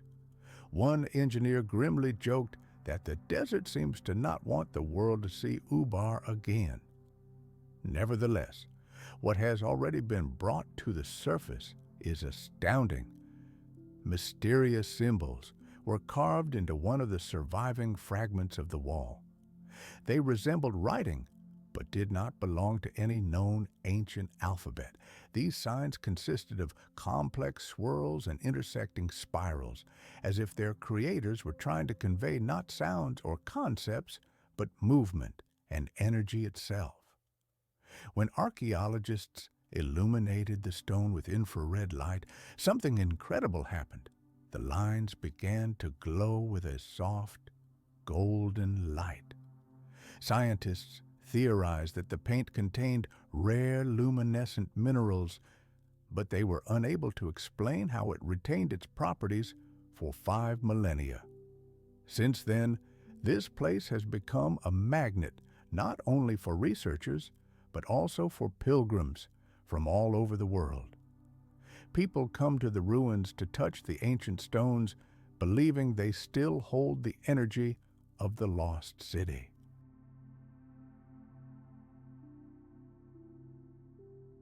Some swear they've seen a faint, flickering glow over the sand at night, as if a fire still burns deep underground. Others have heard a low, steady hum, reminiscent of the beating of a giant heart. Ubar is more than just an archaeological find. It's a stark reminder that even the greatest cities can vanish without a trace, but their memory is forever imprinted on the land itself.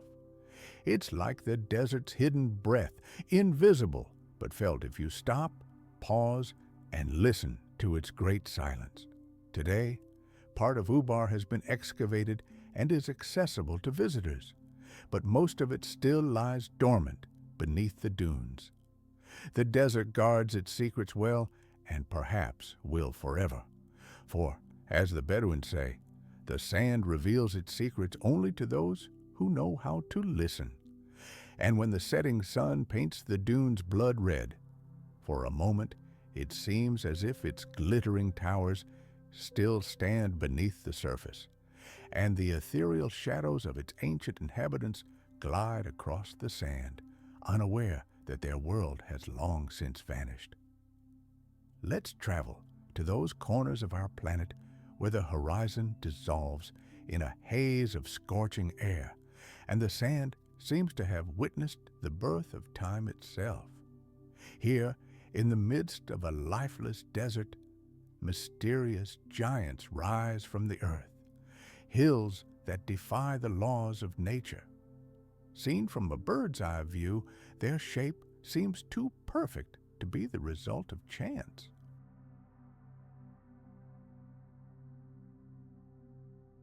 The peaks of these hills form almost perfect triangles, and their slopes are aligned as if by a ruler with the cardinal directions. At first glance, they appear to be nothing more than bizarre sand dunes. However, once researchers began to examine their internal structure, an incredible picture emerged. Beneath the layers of sand lay ancient stone structures, eerily reminiscent of the famous pyramids. This place has been dubbed the Mauritania Pyramid Field. Orthodox science offers a simple explanation. It's simply the result of millennia of wind action. But even images taken from space cast doubt on this theory. Each of these mountains has unnaturally smooth edges and sharp peaks, converging at a single point. But the most striking thing is their arrangement. These gigantic structures are arranged in a specific geometric pattern that almost exactly replicates the layout of the pyramids on the Giza Plateau in Egypt. However, the scale here is completely different. The distances between the Moorish pyramids are 10 times greater than those in Egypt. When the first scientific expeditions reached this lost corner of the world, they were shocked. Fragments of massive slabs of basalt and quartzite were found beneath the sand. These rocks are not found anywhere within hundreds of kilometers, meaning someone must have transported them here from afar at a monumental cost. Some of these stone blocks weighed over 30 tons, the equivalent of 6 adult elephants.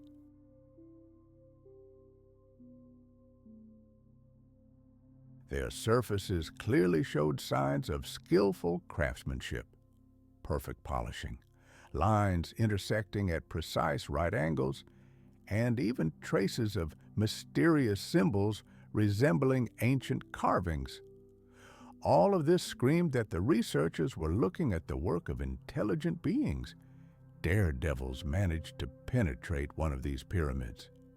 They found themselves in a small chamber filled to the brim with sand and rock debris. Fragments of ancient drawings were preserved on the surviving sections of the walls, sinuous lines reminiscent of streams of water, and strange figures with glowing circles around their heads. Radiocarbon dating revealed a staggering result. This structure may be over 10,000 years old. This is thousands of years earlier than any known civilization in North Africa. Following this discovery, the scientific world split into two irreconcilable camps. Skeptics continued to claim that all this was nothing more than a freak of nature, geological anomalies, and optical illusions. But they were opposed by proponents of alternative theories, who were convinced that what lay before us was the legacy of a powerful prehistoric empire that existed long before Egypt. Perhaps these were traces of the very same Atlantis described by the great ancient sages Plato and Herodotus. Interestingly, these very lands were referred to in ancient legends as the Land of Gold, where countless caravans from Europe and the Middle East flocked.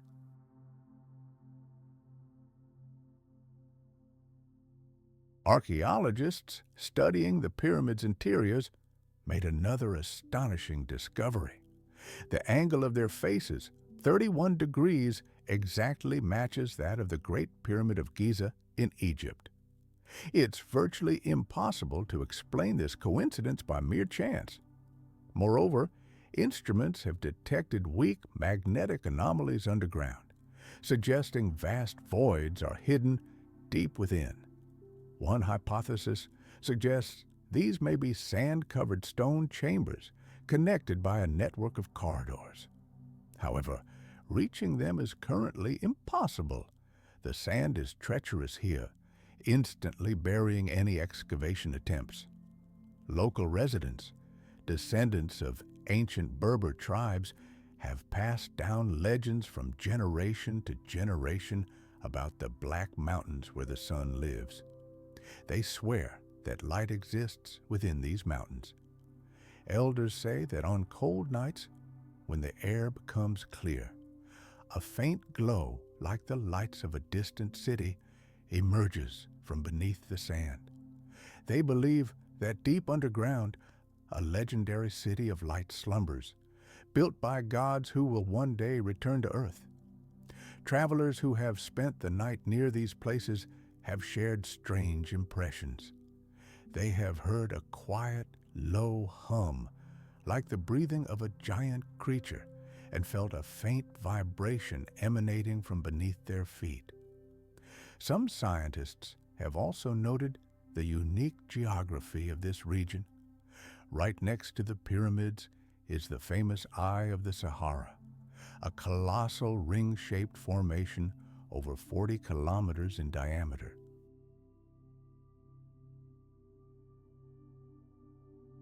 It is clearly visible even from space. Officially considered the result of erosion, its shape is too symmetrical and regular to be a completely natural phenomenon. There is a theory that the pyramids and the Eye of the Sahara were once part of a single, grand architectural complex. It could have been built by a civilization that perished in a global catastrophe, but possessed incredible knowledge of geometry and astronomy. Geologists confirm that localized magnetic surges are regularly recorded in the pyramidal field area, particularly powerful immediately after sunset. These anomalies cannot be explained by either iron ore deposits or volcanic activity.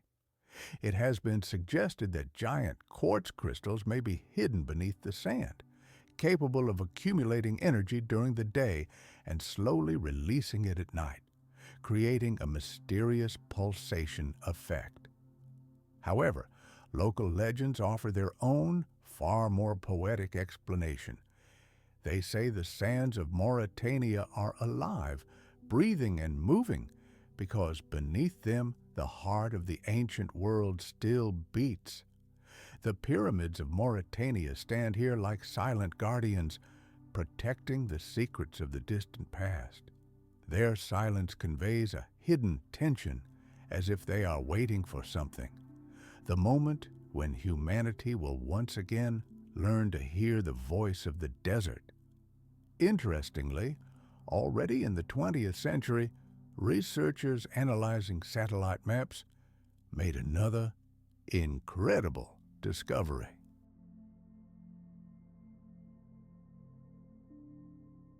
If you connect the tops of all the pyramids with lines, a figure appears on the map whose contours exactly match the outlines of the constellation Leo. This is strikingly reminiscent of how the Egyptian pyramids at Giza correspond to the arrangement of stars in the constellation Orion. Thus, a new bold hypothesis was born.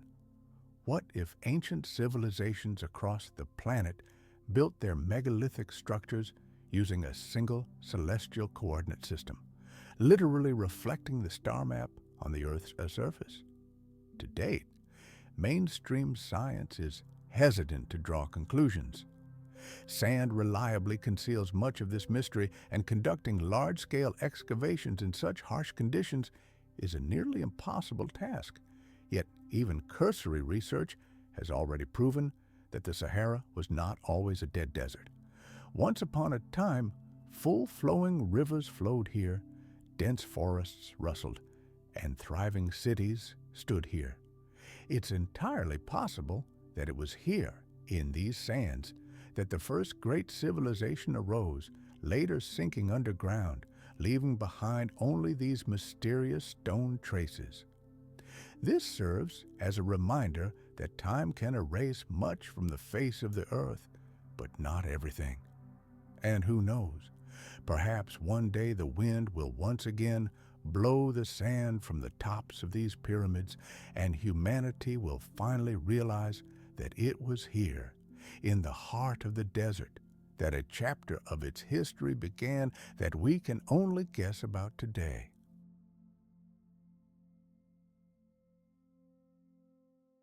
These ancient mysteries are a clear indication that we know only a tiny part of our past. Deep beneath layers of sand, ice, and water, entire cities still slumber, hidden energy sources and technologies that our minds cannot yet explain. They breathe time itself and await the hour when those who can listen to the earth, not with instruments, but with their whole hearts, will emerge. The same raindrops that slid across these stones millions of years ago, the same wind that blows along the edge of the plateau, bringing us echoes of bygone eras. Mount Roraima is perhaps more than just a geological formation, but an ancient monument, a reminder that past and present are never completely separated. Somewhere out there between heaven and earth, a world still exists where history itself breathes in unison with eternity. Scholars are still debating, was this merely a whimsical decorative element, or are we confronted with evidence of a unique, incomprehensible stoneworking technology? Let's imagine for a moment that these gigantic halls were truly carved by hand. Even the most conservative estimates suggest that moving such a colossal volume of rock would have required an entire army of stonemasons, thousands of people laboring non-stop for generations. And most astonishingly, ancient Chinese chronicles, renowned for their meticulousness, contain not a single mention of such a grandiose construction project.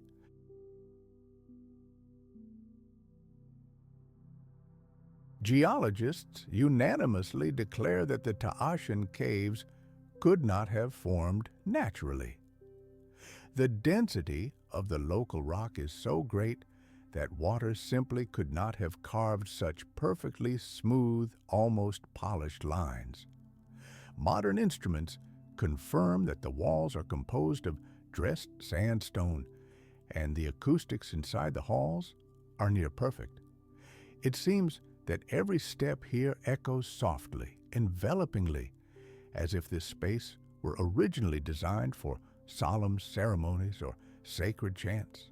The ceilings of some halls are decorated with symmetrical, rhythmic protrusions that evoke associations with ancient forgotten symbols.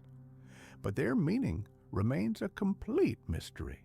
Legends are passed down by word of mouth among the locals. They say these caves were built by the Star People, beings who descended from the heavens long before the era of the first emperors. Elders say these halls were once inhabited by creatures capable of generating light without fire and communicating by thought. After their mysterious disappearance, all entrances to the dungeon were hermetically sealed, and the memory of them has become a fairy tale. Another version holds that Tassili was a secret refugee for one of the ancient dynasties, a place where powerful artifacts and knowledge too dangerous for the rest of the world were hidden. Archaeologists examining the cave floors discovered tiny shards of pottery, charred fragments of wood, and the bones of wild animals.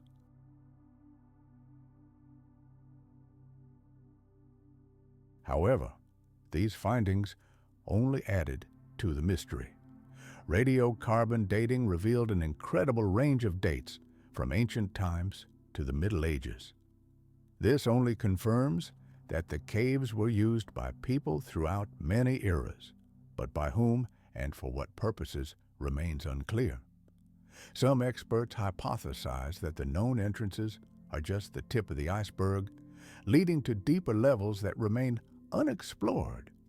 Indeed, ground-penetrating radar images reveal the presence of enormous voids deep beneath the mountain, but any access there is tightly sealed. The dense rock and the constant risk of collapse make further excavations mortally dangerous. There's a darker theory. Perhaps these caves were part of a gigantic underground system built not for habitation, but for salvation, a refuge from some ancient monstrous catastrophe. The walls of some chambers bear distinct traces of water damage, as if an unstoppable torrent had once burst through. What was this? The aftermath of a global flood, a groundwater breach, or traces of flooding after a great earthquake? There's no answer. Today, the Tassili Caves are only partially open to tourists. Visitors can see just a few chambers, bathed in soft artificial light, but even this is enough to feel a strange, oppressive sense of an invisible presence. Now, let's travel to another continent, to the very heart of Southwest Africa, where endless sandy plains merge with the parched Namib Desert.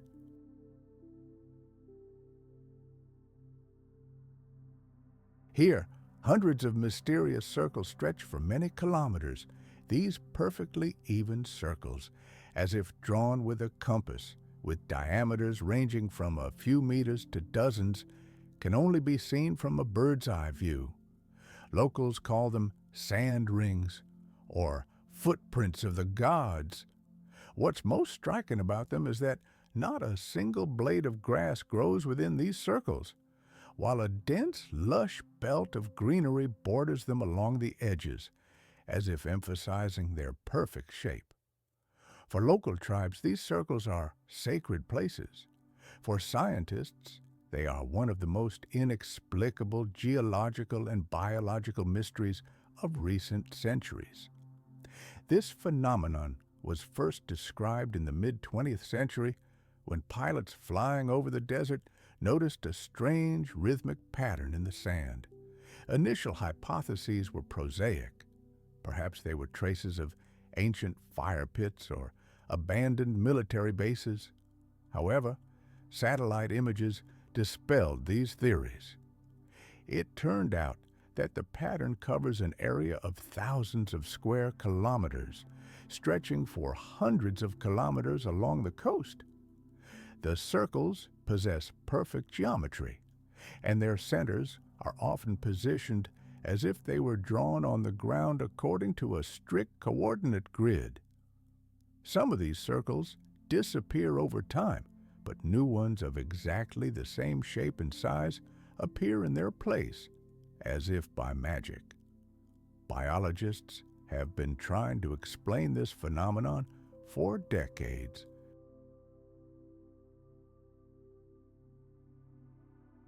Some suggested that termites were to blame, creating these bare patches by eating plant roots. Others pointed to the unique chemical composition of the soil or gases escaping from the Earth's depths. But none of these theories have been confirmed. Careful studies have shown that there are no traces of insects or any chemical anomalies within the circles. Moreover, the soil in these dead zones is indistinguishable from the surrounding soil. It seems as if life itself, for some reason, avoids these places. The wind reliably disperses seeds. Rain evenly waters the desert, but grass never sprouts within the circles, as if an invisible barrier prevents it from taking root. Local bushmen believe these rings are traces of the breath of ancient spirits who guard this land. Meanwhile, scientists continue their research, hoping to find at least some clue: tool remains, chemical markers, or isotopic anomalies.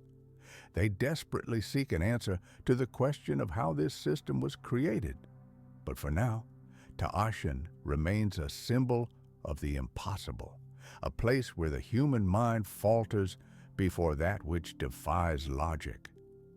These caves are more than just an architectural puzzle. They remind us that the history of our planet holds far more mysteries than we can find in our books. And perhaps, deep beneath the rock, answers still lie, waiting to be discovered to completely upend our understanding of the past. Bushman legends say that giants once inhabited these lands.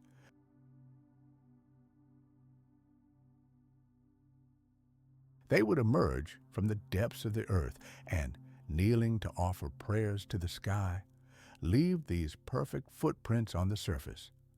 Thus, the circles became a symbol of the unbreakable connection between the earthly and the heavenly worlds, signs of universal balance. Some tribes still forbid building dwellings near circles, believing that they harbor a power capable of taking life. The desert changes every year, but the circles remain in place. With the arrival of the rainy season, the greenery around them bursts into life with renewed vigor, and from above they resemble a gigantic canvas studded with emerald crowns.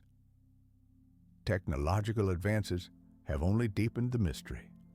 Sensitive magnetometers detect subtle fluctuations in the magnetic field within the circles, as if the sand were storing some residual energy.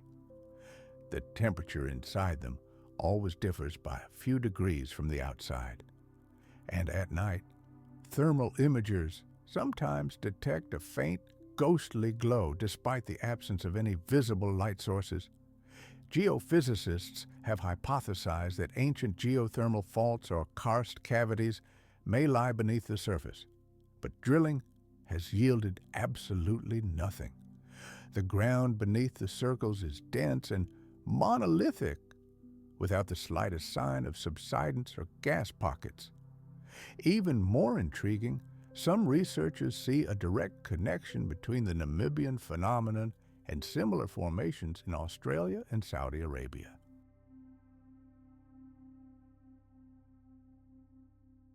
Satellite maps reveal striking similarities in shape and structure, as if someone or something in ancient times reproduced the same pattern on different continents.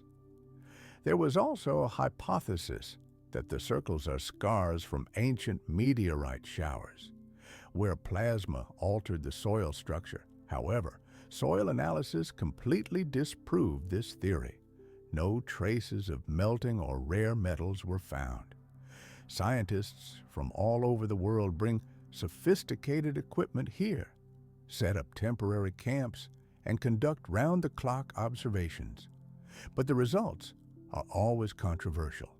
For some, it's a unique example of natural balance. For others, it's a message from the depths, a sign that the earth is breathing. At night, the desert comes alive with rustling sounds, the distant hum of the wind. Sometimes the sky is pierced by short flashes of light like lightning. People who have dared to spend the night near the circles report waking up to a strange vibration, as if the earth itself were quietly pulsating beneath them. Some scientists, after such expeditions, have admitted they will never return to the circles again. Why? Because, they say, the very sense of time disappears there and the silence becomes unnaturally dense, almost tangible. The stone circles of Namibia are one of the planet's last great mysteries. They are motionless, yet they live their own incomprehensible life, appearing and disappearing to the beat of an unknown cosmic rhythm.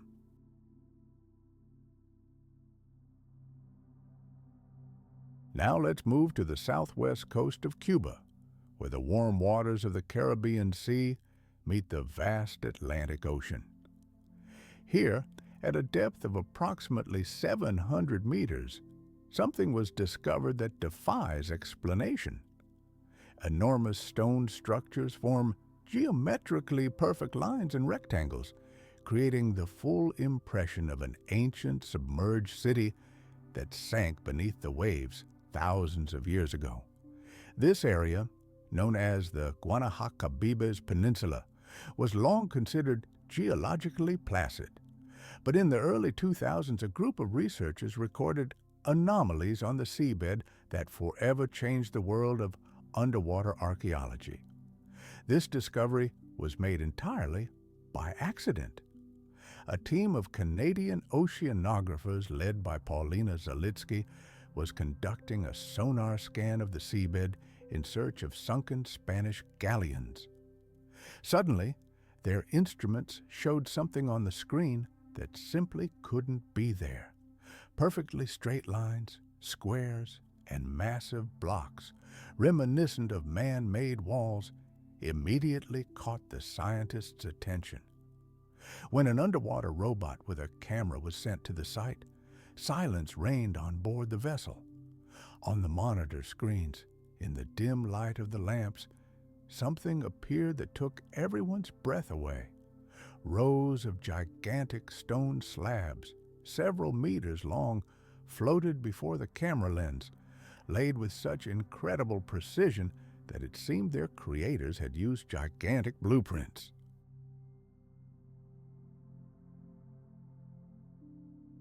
At first, the researchers thought it was just an optical illusion, a play of light and shadow in the ocean floor. However, further examination revealed that they were looking at a colossal structure stretching for kilometers, forming intersecting lines and shapes at right angles that were remarkably similar to pyramids, terraces, and paved roads. Imagine the scene. Colossal stone blocks lie on the seabed in pitch darkness. Some of them are up to 20 meters long, the size of a modern fold-out bus. When geologists invited to analyze the underwater footage saw the images, their amazement knew no bounds. No known natural process, they believed, could have produced such perfect symmetry. When researcher Paulina Zalitsky presented this data to Cuban authorities, a heated debate erupted. One segment of the scientific community insisted on a prosaic explanation. It was simply a pile of basalt slabs, worn and eroded by powerful underwater currents over thousands of years. However, a detailed analysis of the sonar images revealed a completely different picture. These stone blocks formed patterns too regular and orderly to be a simple accident. Some of them showed signs of artificial processing, carved lines and indentations that were eerily reminiscent of ancient symbols or signs. It was then that a bold hypothesis was born. What if before us are not just stones, but the ruins of an entire city, one that existed long before all known Mesoamerican civilizations?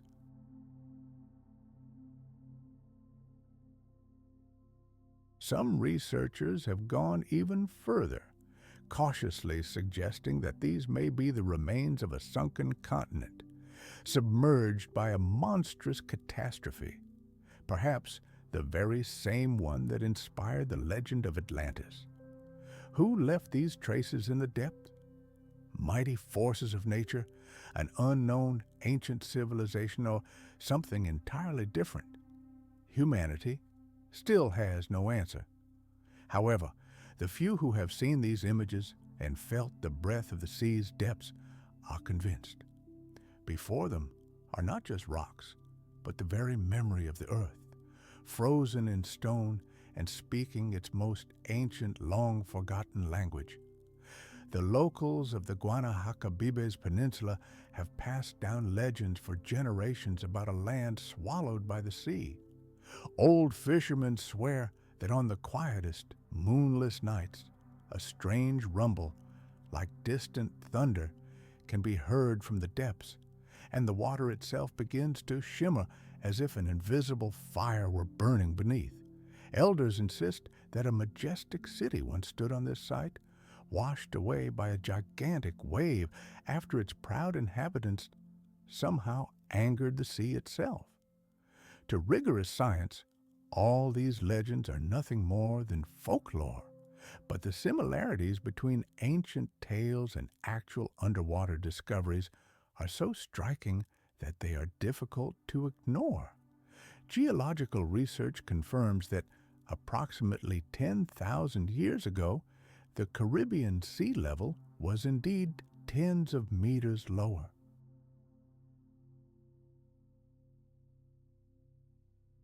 This means that part of today's Cuban coastline could well have been dry land.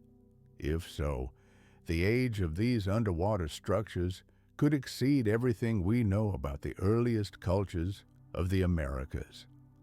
Some scientists believe that an ancient port or gigantic sanctuary lies beneath the seabed, built in a distant era before the sea had yet encroached on these lands.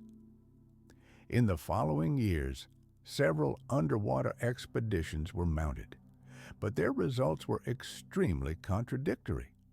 Research was hampered by the immense depth and fierce currents, which made any work on the seabed incredibly dangerous.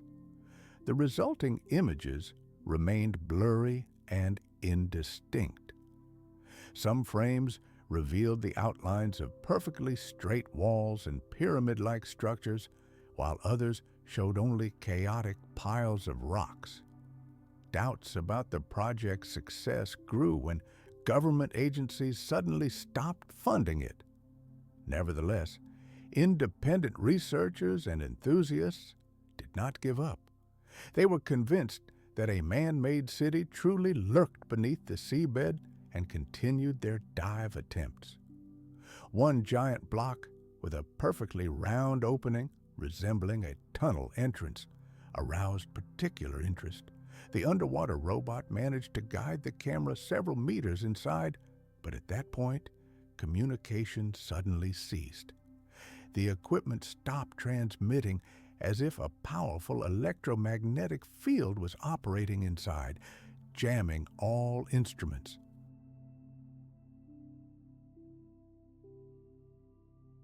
After this dive, several expensive instruments failed, and the robot's batteries, designed for hours of operation, died in a matter of minutes. These mysterious incidents gave rise to rumors of a strange energy emanating from the underwater ruins. Archaeologists desperately sought to obtain soil and stone samples to determine their origin. The results of laboratory analysis were staggering. The composition of the blocks was radically different from all known rocks found in this part of the Caribbean. This meant one of two things. Either the building stones were brought from some other, very distant region, or they were made from materials that simply do not exist in modern Cuba. Proponents of alternative theories are convinced that this is direct evidence of the existence of an ancient civilization that possessed technologies we have no idea about today. At the same time, there's a more down-to-earth, pragmatic theory. Some experts believe these underwater structures are simply ancient limestone ridges. They could have risen from the seafloor as a result of tectonic shifts and then, millennia later, submerged again. But here, too, a key question arises. Why then do they form such perfect geometric outlines, as if constructed according to a precise engineering plan? No known natural process is capable of creating intersecting lines at right angles that stretch for kilometers.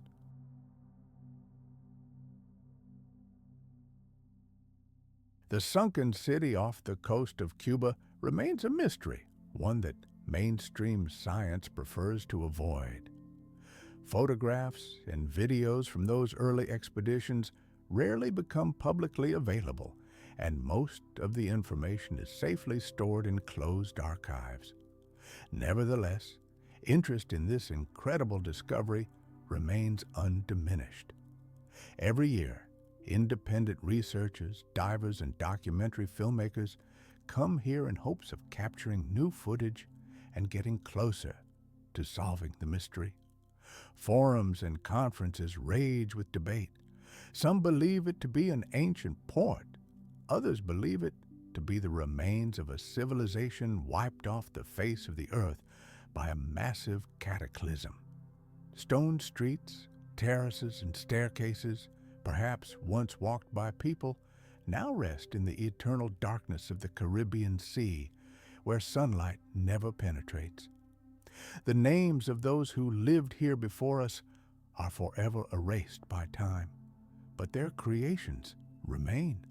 The stone continues to withstand crushing pressures and currents, as if awaiting the moment when humanity finally remembers its distant ancestors. Perhaps this is not Atlantis. Perhaps it is something even more ancient, a vestige of a world that Earth's memory itself chose to remain silent about. Now let's travel from the dark depths of the ocean to the snow-capped peaks of the world, to a place where the air is so thin it seems ringing, to the mountains of Tibet on the border with China.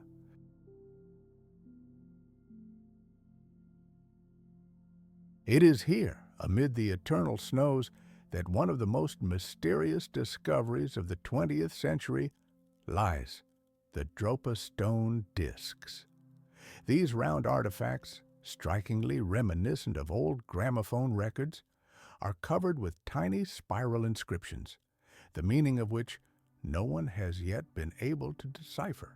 In the middle of the last century, they were discovered in one of the hard-to-reach caves of the Bayan Karaula Ridge, in the very place where, according to ancient legends, beings from the sky once found refuge. This story began in the 1930s, when a group of Chinese archaeologists, led by Professor Chipu Te, explored a network of caves carved directly into the cliffs. Inside, they made a grisly discovery: dozens of skeletons that only vaguely resembled human ones.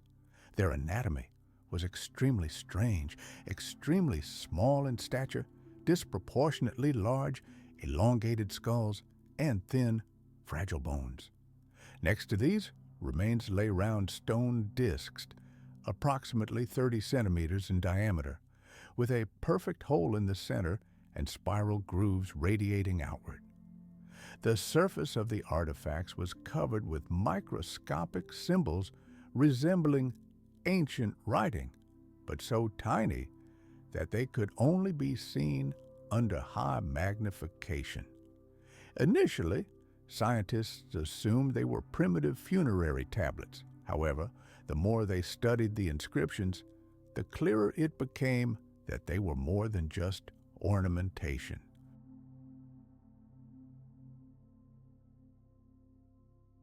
The symbols formed repeating patterns, and the lines were drawn with incredible, almost machine-like precision.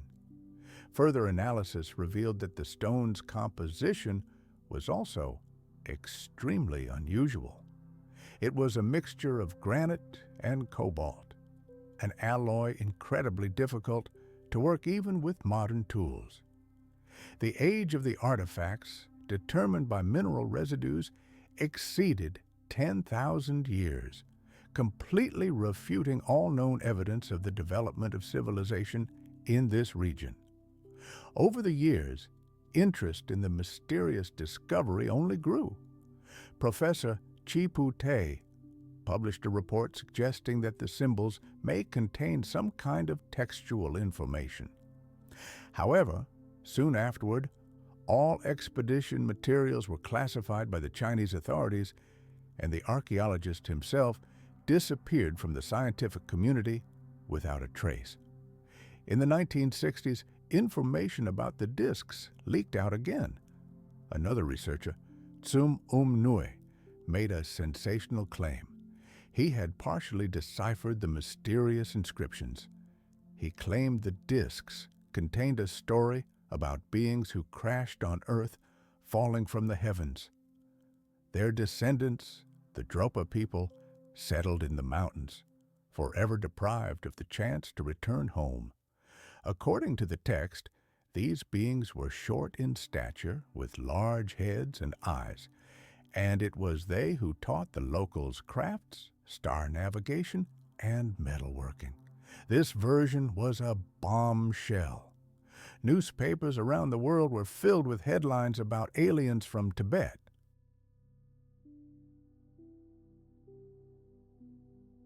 Skeptics, of course, immediately declared it all a fabrication, but some researchers who had seen the artifacts with their own eyes confirmed that the discs were real. In the 1970s, several of them found their way into private collections and were re-examined.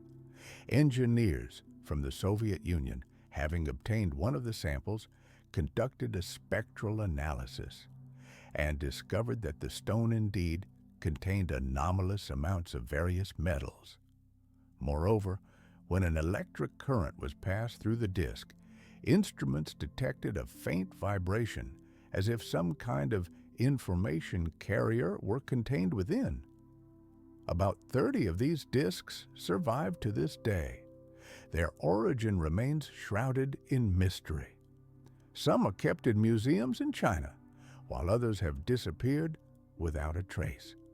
Official science continues to consider them either the result of an unusual natural process or clever forgeries dating back to colonial expeditions. However, archaeologists working in the Bayan-Karaula Mountains claim that the caves where the finds were made bear clear signs of artificial origin. The walls are perfectly aligned and the ceilings are polished to a mirror shine.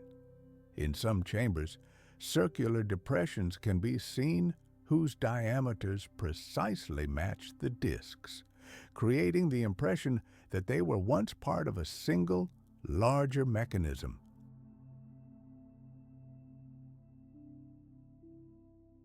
Moreover, local monks still tell legends of celestial visitors who descended from the heavens on stone boats. They lost their way and were forced to remain among the mountains, bringing with them wisdom about the stars and leaving a covenant to preserve the memory of their appearance.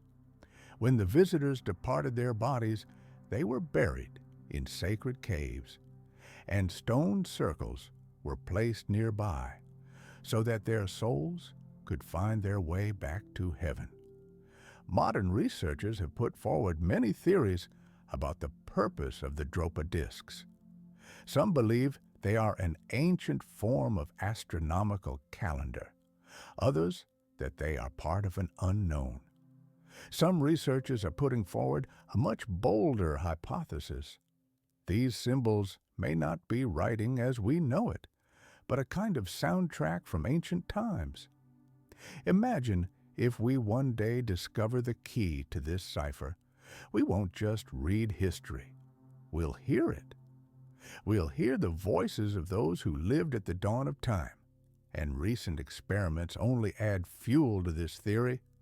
Attempts to scan the surface of the disks with a laser have yielded stunning results. In certain sectors, the devices recorded distinct rhythmic structures, strangely reminiscent of a digital signal. There is currently no scientific explanation for this phenomenon, yet perhaps the greatest mystery of these stone relics lies not in their incredible age or unique composition.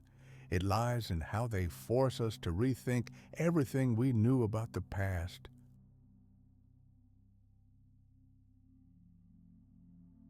After all, if even a fraction of the information encoded in the Drupa spiral turns out to be true, it will mean one thing.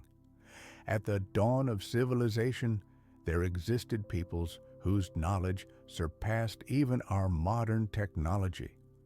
Holding one of these discs, covered in microscopic undulating grooves, is a strange feeling.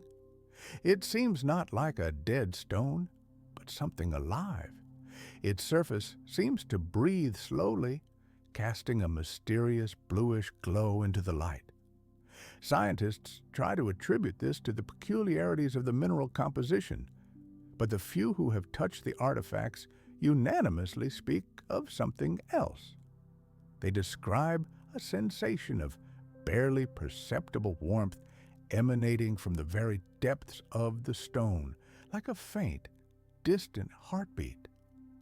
Is this a figment of the imagination overwhelmed by an ancient mystery, or is it truly a memory sealed within the stone, a memory of a time when humanity was just learning to look up and understand that the stars above were not just cold lights, but roads leading home? Now let's travel to a completely different corner of the planet, to the very heart of the silent, sun-baked Sahara Desert, where scorching sand meets the bottomless sky.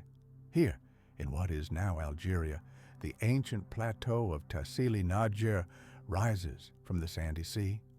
This place is unlike any other on Earth. Amid this chaos of stone labyrinths, razor-sharp cliffs, and deep canyons hidden are veritable galleries of ghosts from the past.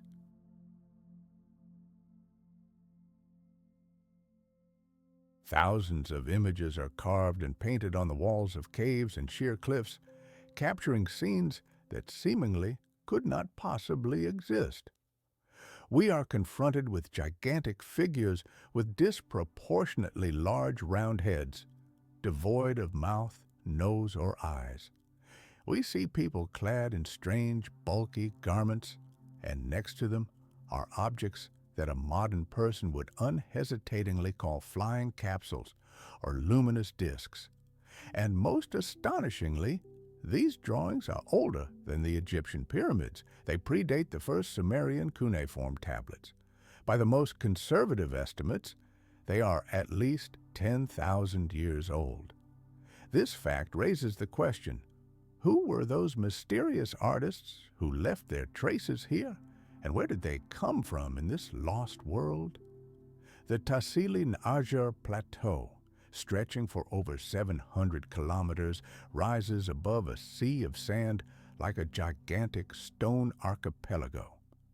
From a bird's-eye view, it truly resembles the landscape of an alien lifeless planet, with its gloomy cliffs, narrow gorges, and dizzying precipices frozen in the merciless sun.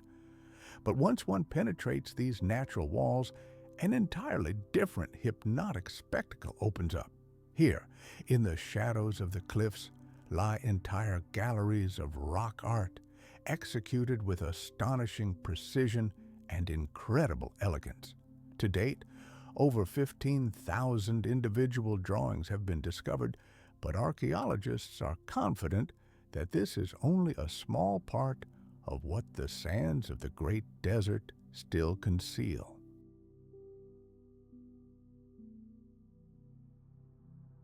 This astonishing place was first reported in the 1930s by French officer Charles Brenan, but at the time, his report was simply dismissed as fantasy.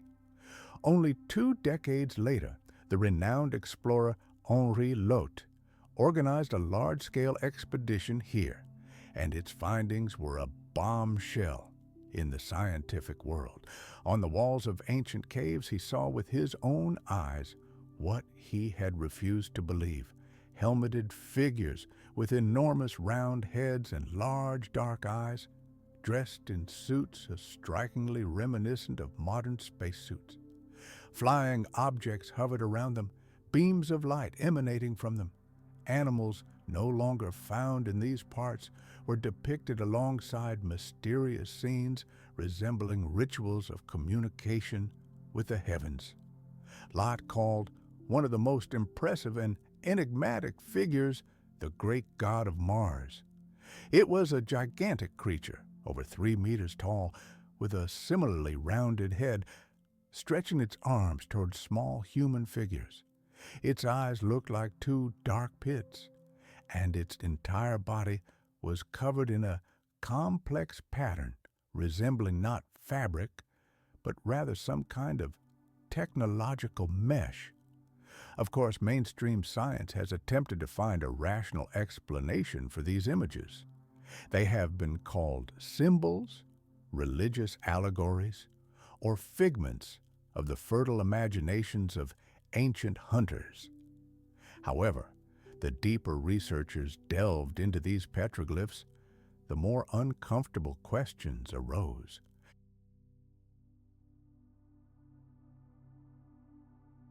Why, in an era when people seemingly led a primitive lifestyle, did art of such incredible detail and artistic depth suddenly emerge?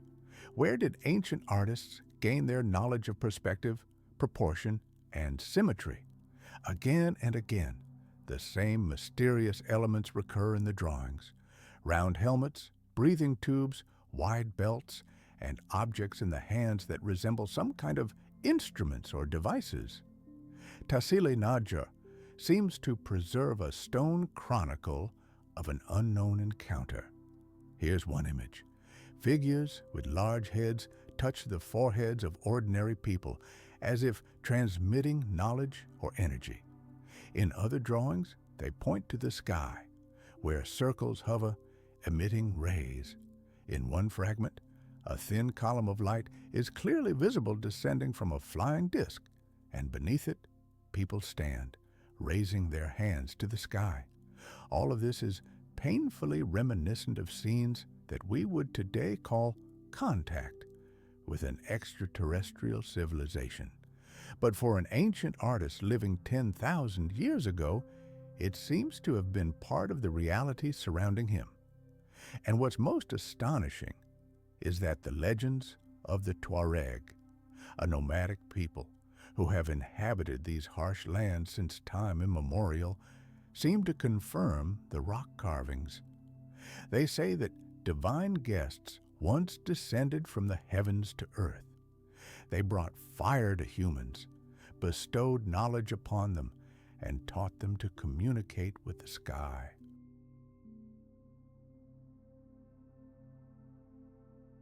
They taught the Tuareg ancestors to count the stars, understand the language of the wind, and predict the weather.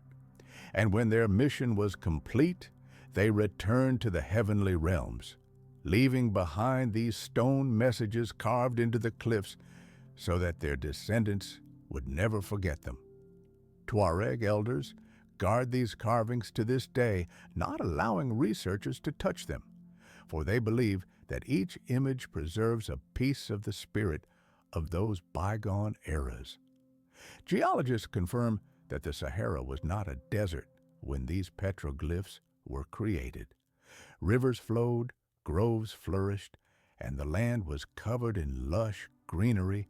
Indeed, many of the drawings depict hunting scenes of giraffes, elephants, crocodiles, and buffalo, creatures that long ago disappeared from these lands. This clearly demonstrates that the ancient artists lived in a completely different climate. But there are also features that cannot be explained by climate change. depictions of people with propeller-like objects on their backs, holding antenna-like objects, and wearing eyewear resembling glasses or surveillance devices. All of this raises a host of questions. Some researchers are convinced that we are dealing with evidence of contact between ancient humans and a more advanced civilization. Perhaps we are not talking about aliens from other planets, but about some vanished terrestrial civilization that possessed technologies later irretrievably lost by humanity.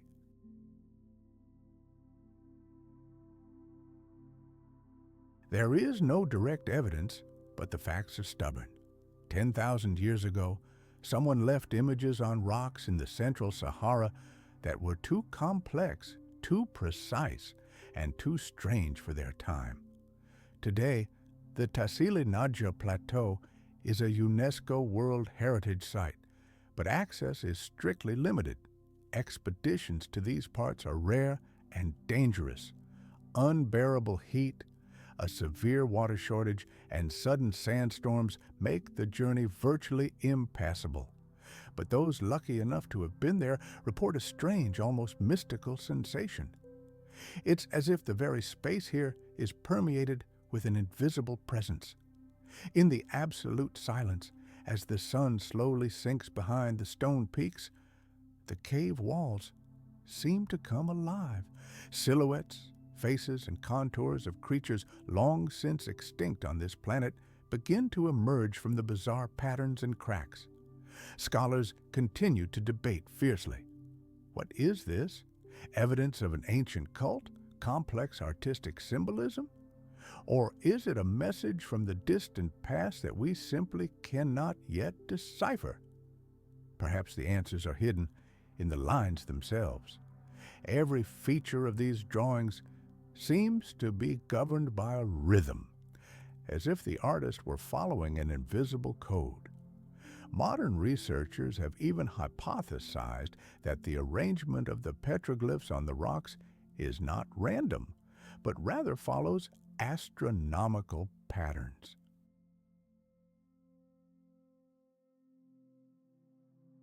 It turns out that some groups of images precisely match the configuration of stars in the constellations of Orion and Sirius, as they were visible in the sky 10,000 years ago. If so, then we are not simply looking at rock art. We are looking at an ancient star map, a memory bank encrypted in stone. Perhaps those who lived here wanted to leave a message not for their gods, but for us, their distant descendants. And now, thousands of years later, we have found their words, but we still cannot comprehend their true meaning. As a piercing wind blows across the Tassili Plateau, billions of grains of sand brush against the ancient walls, slowly but surely erasing the lines carved by the hands of those who saw this world entirely differently.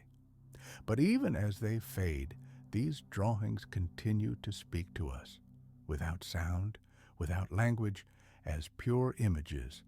And perhaps one day, humanity will once again learn to understand this language, and then we will realize that the past has not disappeared.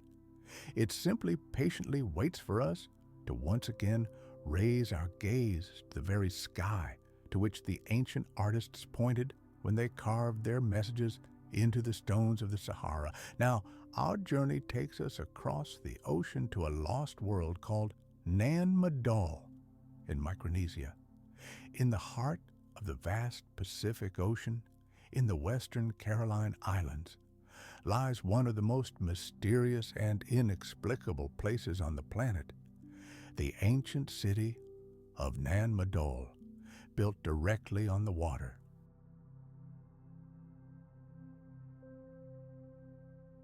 Amid the tranquil calm of the lagoons of Pohnpei Island, hundreds of massive stone platforms and walls rise from the water, constructed from gigantic basalt blocks, some weighing tens of tons.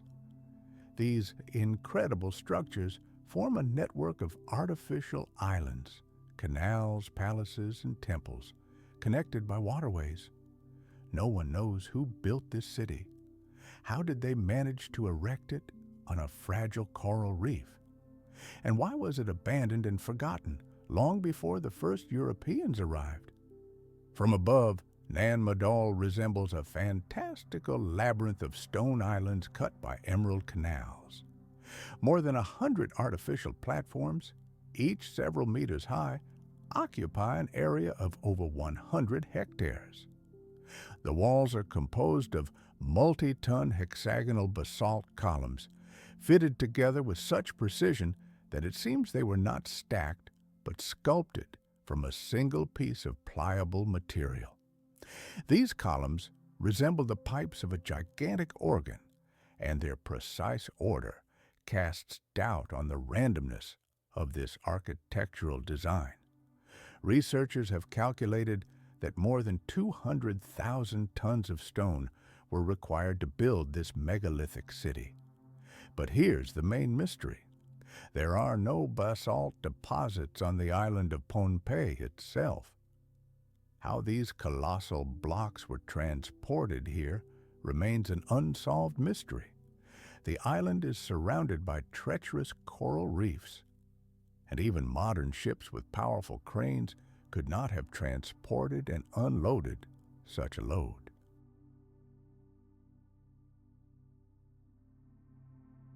Local legends, however, say that the stones weren't transported at all. They flew through the air, lifted into the sky by the power of priests who wielded powerful words capable of manipulating gravity. Imagine a place where stone seems to levitate through the air, controlled not by the hands of builders, but by the power of thought alone. An ancient legend tells that two powerful sorcerer brothers, Alisib and Alisop, once appeared on these islands from beyond the horizon. They brought with them the gift of unimaginable power and wisdom, with which they built this incredible city. Here, in the middle of the ocean, they erected grand stone sanctuaries to communicate with the stars. But when their allotted time expired, the brothers left the island forever. With their departure, the city became empty, becoming a place where the spirit world and the human world never again interacted. Archaeologists who set foot on the site of Nan Madol found themselves confronted with an absolutely insoluble mystery. Research reached a dead end. Not a single line of written sources or any clear dates that could shed light on the past were found.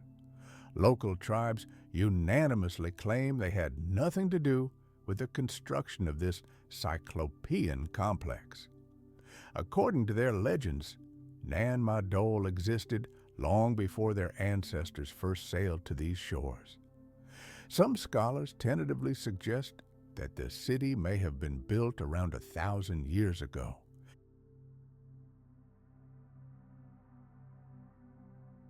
However, the very soil and the very stones speak of a far more ancient history. Geological analysis points to a much more venerable age, and radiocarbon dating of artifacts found in the surrounding area pushes the city's founding back more than 2,000 years, and possibly much further. In the very heart of the city, we are confronted by majestic temple ruins, ominous burial chambers, and the remains of walls rising tens of meters straight out of the water. The most famous of these structures is Nan Dawas, a colossal tomb where, according to locals, the rulers of the ancient Socotra dynasty found their final resting place. Old-timers say that at night, a mysterious, soft glow can be seen above this tomb, and the waters of the lagoon around it remain absolutely still, as if the sea itself is bowing its head in respect to the ancient rulers. When the first European ships reached Pohnpei in the 19th century, their captains and crews refused to believe their own eyes. Captain James Williams, stunned by what he saw, wrote in his log that before him lay none other than the legendary Atlantis of the Pacific Ocean. Later, expeditions of German and Japanese archaeologists landed on the island, but even armed with the most modern equipment, they were unable to answer the fundamental question: how could such a city have been built without iron tools, cranes, or even the simplest blocks? Some of the basalt megaliths weigh over 50 tons, comparable to a modern tank.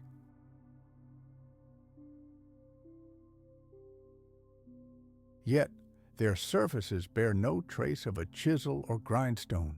The surface of the blocks is smooth, as if fused by an unknown force. German engineers, studying the structure of the masonry, made another shocking discovery. The stones possess an abnormally high magnetic density.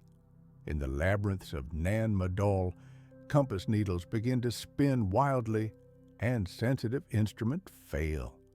But the city's true secret lies underwater. Divers who have dared to explore the lagoon's bottom unanimously claim that a submerged extension of the city lies beneath.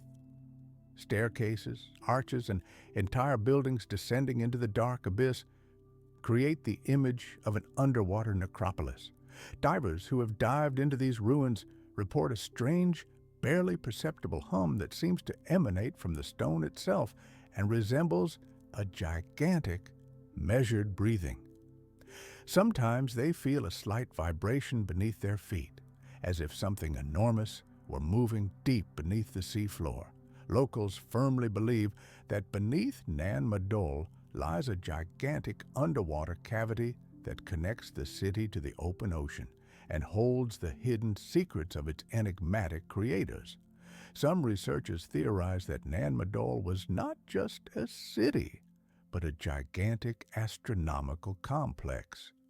Remarkably, the layout of its canals and platforms matches the star map with incredible precision, particularly the position of Orion's belt.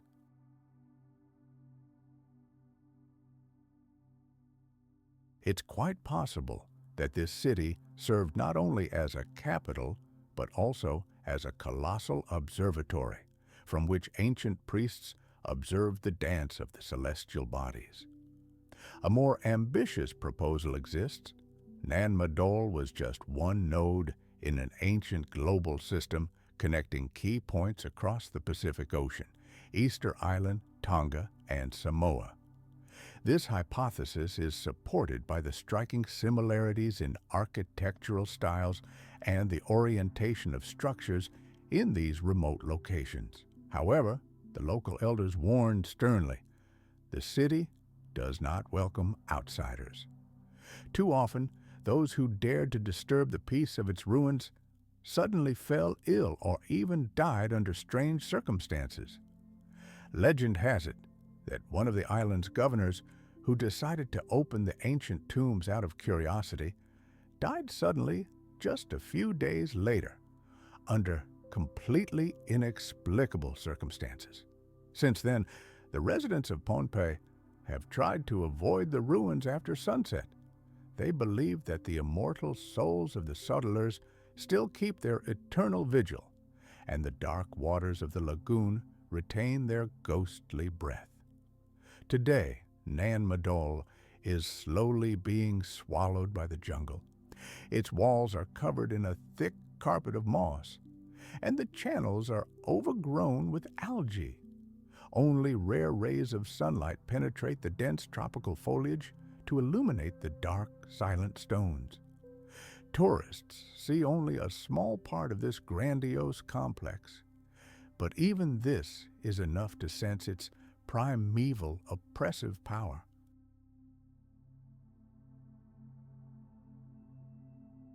A strange silence reigns here, not dead, but tense, meaningful. It seems as if the city itself is listening attentively to your every step, your every word. The stone here seems to be filled with life, permeated with the echoes of millennia, and the dark water between the platforms reflects the bottomless sky, turning the ruins into a giant mirror peering into the past. Nan Madol was and remains one of humanity's greatest mysteries. Whoever built it, they possessed knowledge that was millennia ahead of their time. Perhaps these are the last vestiges of a civilization that existed long before our understanding of history, or perhaps they are simply a reminder of the incredible wonders humankind is capable of, even if the memory of them fades with time. When night falls on Pompeii and myriad stars reflect in the still black water of the canals, the city seems to awaken. It remembers those who built its walls and patiently awaits the day when someone will once again hear its ancient stone breath. Now let's move from the humid tropics to the roof of the world. High among the icy peaks of the Himalayas, where eternal snows blind the eyes with the reflection of the cold sun, and every exhalation instantly turns into a cloud of steam, lies a secret, whispered for centuries only by monks in secluded monasteries. Legends claim that deep within the Himalayan slopes lies an ancient city, built not to be seen by mortals.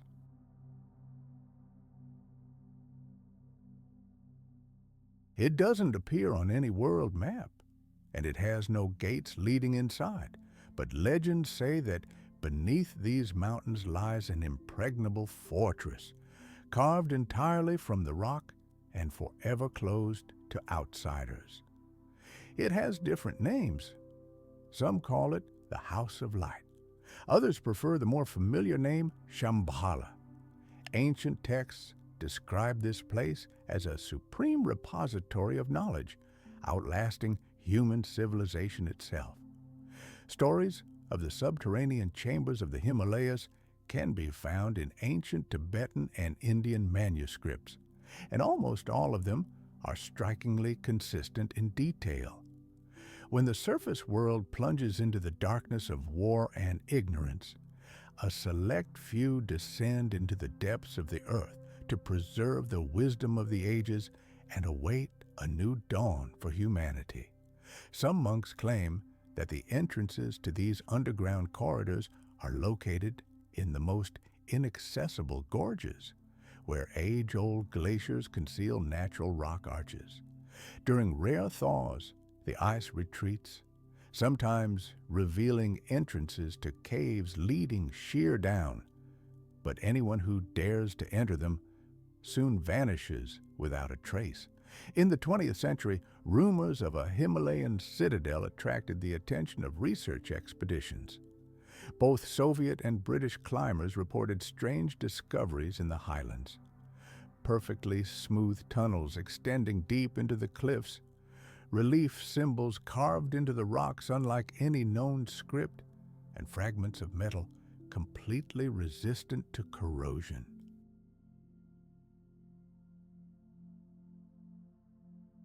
One report described a gigantic underground chamber with a domed ceiling, where compasses ceased to function and the air temperature remained constant despite the icy cold outside.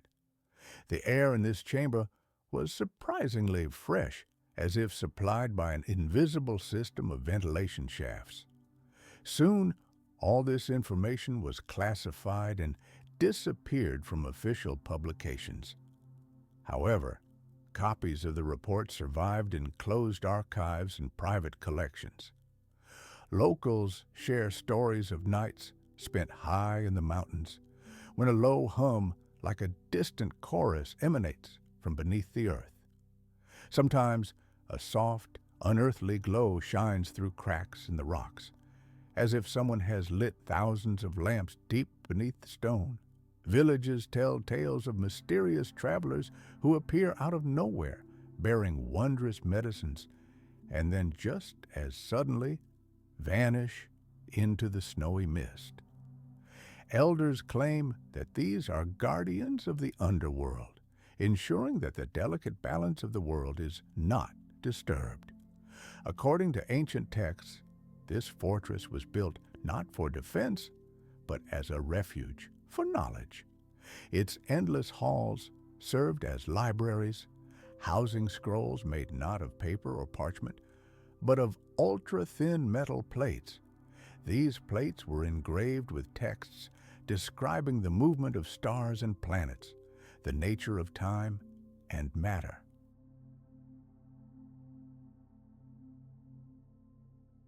Some sources directly claim that it was here that the first astronomical tables of ancient India and legends of gods descending to earth from the heavens originated. It is believed that everything ever discovered, understood, and subsequently lost by humanity was collected and securely hidden there, beneath the thickness of the stone. In the mid-20th century, Tibetan monks made an exception and allowed a small group of researchers into one of their monasteries, including an engineer from India. This man later claimed to have been shown a secret underground entrance sealed by a gigantic stone slab, smooth and black as obsidian. Carved into its surface were symbols unlike any known alphabet. When one of the monks held a torch to the slab, the symbols on the stone seemed to glow with an inner light, and the air around it began to vibrate perceptibly. The monks explained that this was the gateway to Shambhala, and sternly warned that it should not be opened until the world was ready to accept the truth hidden within. Some geologists believe that tales of underground cities in the Himalayas may have a basis in fact. This mountainous region is literally crisscrossed by a network of natural caves, cavities, and ancient lava channels. Some of these may indeed have been expanded and developed by humans in the distant past.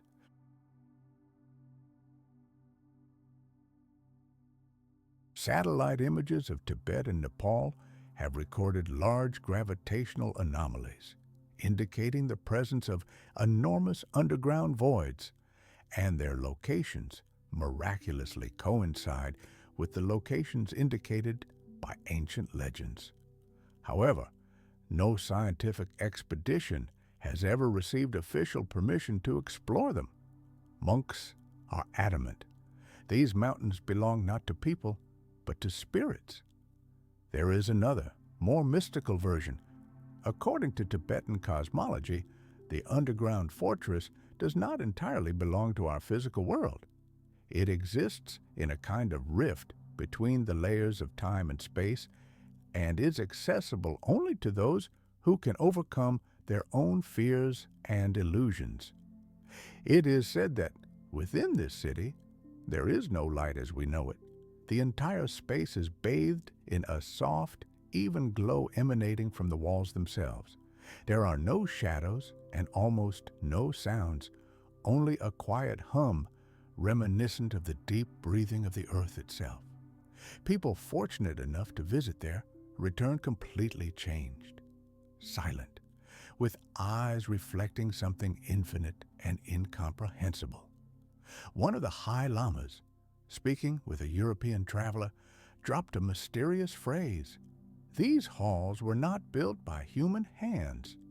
They manifested in reality when the world was still very young and people merely discovered what already existed.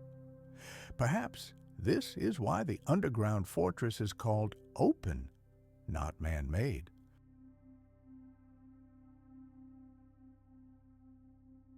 Its walls, as if growing out of the rock itself, are devoid of any seams or tool marks, and the vaults of the halls resemble the domes of ancient temples, although no known terrestrial culture could have built them. Some researchers link the legends of the Himalayan fortress to the ancient archetype of the universal refuge. This idea holds that after every global cataclysm, a portion of humanity retreats underground to preserve the seeds of civilization and the memory of the past. And when a new era dawns on the surface, they return, bringing the survivors knowledge of medicine, architecture, and the laws of the universe.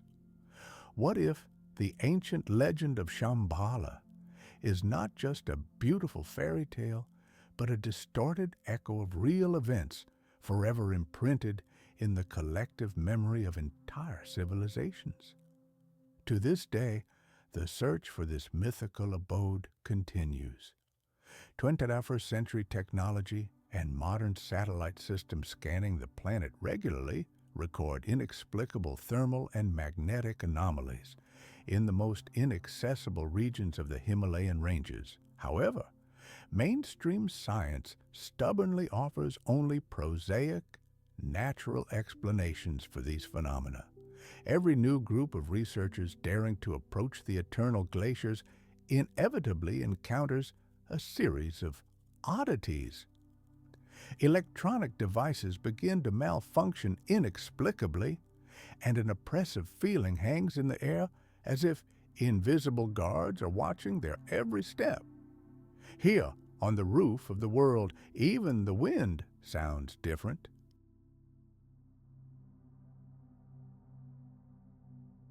It carries not just a howl, but a low, vibrating hum, in which echoes of ancient speech seem to be dissolved. The icy fortress of the Himalayas remains an impenetrable mystery, a mystical place where reality and fiction are inextricably intertwined. Perhaps all of this is merely a projection of man's eternal quest for immortality through knowledge. But what if, beneath the kilometers of ice and snow, there truly is a vault city hidden, guarding the answers to questions we're not yet ready to even ask? If civilization once again finds itself at the brink of self-destruction, the path to this stronghold will be open only to those who can hear its call, piercing the icy silence where the breath of the eternal mountains is indistinguishable from the breath of the ancient world itself. Now let's move on to the sun-baked lands of southeastern Turkey. Here, among the barren hills and rocky wastelands, lies a secret that could rewrite the entire early history of humanity: the Temple of Karahan Tepe. This is a place the world hadn't even suspected until recently. It was discovered by archaeologists working in the region where another wonder of the world had previously been discovered: Göbekli Tepe, the oldest known sanctuary on the planet. But Karahan Tepe turned out to be more than just a replica. It was much older, structurally complex, and incomparably larger.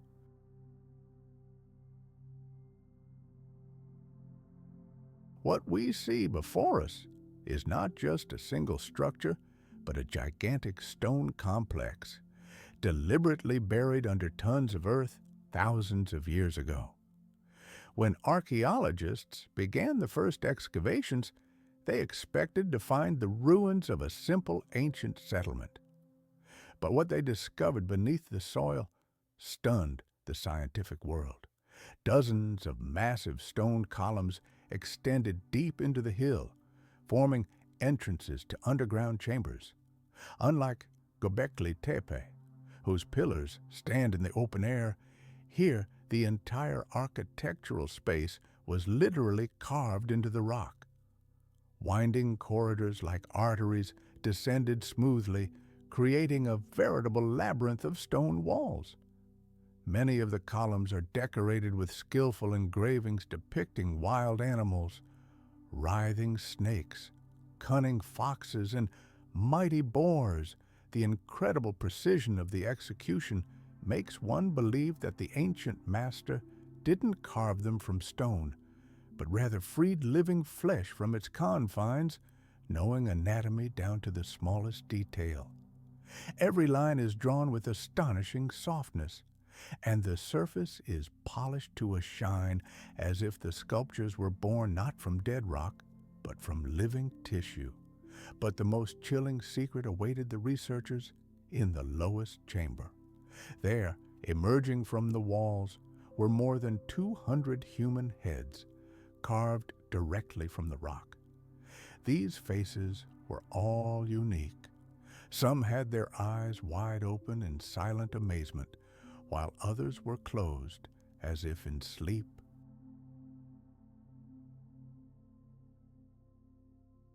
Some heads were stretched forward, as if trying to speak, while others reached toward the ceiling in a silent appeal to the heavens. And all of them, as one, gazed toward the center of the hall, where a perfectly smooth stone pillar rose, devoid of any markings or images. Scientists tentatively speculate that it might have been some kind of altar. But for the locals, whose ancestors have inhabited this land for centuries, this place is sacred. They call it the House of Silence. Excavations at Karahan Tepe continue, and the portion already uncovered is astounding. Narrow passages connect vast halls, and some of them terminate in vertical shafts that plunge tens of meters into darkness. In one of these shafts, archaeologists stumbled upon a perfectly carved spiral staircase. It led to a perfectly circular hall, in the center of which stood a gigantic stone bowl, 2 meters in diameter. There are no signs of fire or bonfires, but faint traces of soot are visible on the walls, as if a dim, soft light had once burned here. This complex is estimated to be approximately 12,000 years old. Just think about it. It's older than the Egyptian pyramids, older than the great cities of Sumer, and it appeared thousands of years before the invention of writing. Karahan Tepe was built in an era when, according to official history, humanity had no knowledge of metalworking or even the wheel.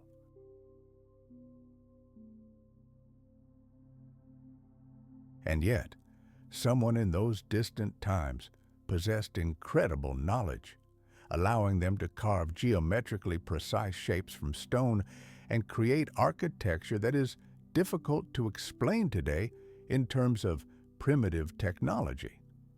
Some researchers hypothesize that Karahan Tepe was just one node in a vast network of ancient sanctuaries, connected by invisible lines and aligned with the starry sky. But what purpose was this titanic structure built for? This question remains unanswered. Archaeologists from Turkey and Europe are engaged in a heated debate. Was Karahan Tepe a temple, a residential complex, or something entirely different, beyond our understanding? One of the most daring theories holds that this place was a kind of ancient university, where sacred knowledge about the world, the celestial bodies, and the earth itself was imparted. This theory is supported by the unique organization of the space. Each hall apparently symbolized one of the primary elements: water, air, fire, and stone. Perhaps, rather than crafts, they taught a profound understanding of the laws of nature. Traces of sacrifices have been found at Göbekli Tepe, but none are found here. This place seems created not for loud rituals, but for immersion in silence. Even the acoustics of the halls are striking in their unusualness. Any loud word is drowned out here, dissolving into a barely audible whisper, as if the walls themselves were absorbing the sound.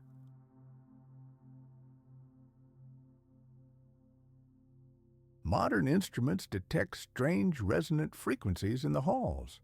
When a low tone is heard, the stone walls begin to vibrate subtly, creating the sensation of a living pulsation. Perhaps we are standing on the threshold of a temple of sound, a place where ancient priests used acoustic effects for meditation or altered consciousness. Some researchers directly link Karahan Tepe to the ancient legend of the lost city of Ur, the first place on Earth where humans learned to communicate with the stars, and the orientation of the columns toward specific constellations only supports this theory. On the equinoxes, the sun's rays, penetrating through narrow openings in the ceiling, fall precisely on the central pillar, a light show that appears like a carefully planned astronomical ritual. It's as if the entire temple was built according to celestial maps. Legends of the Kurdish and Arab tribes living nearby call Karahan Tepe the place where stones listen. Elders say that at night, when the wind blows through the underground corridors, a sound resembling low, drawn-out singing can be heard. This sound can last for hours, fading only with the first rays of dawn. Locals believe it is the singing voices of ancient builders who still guard their secret. People who have descended inside describe an absolutely incredible sensation. Even tourists admitted to limited excavation sites unanimously say the temple seems alive.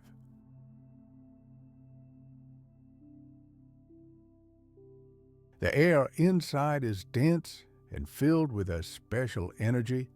Footsteps sound muffled, and the perception of time is completely distorted.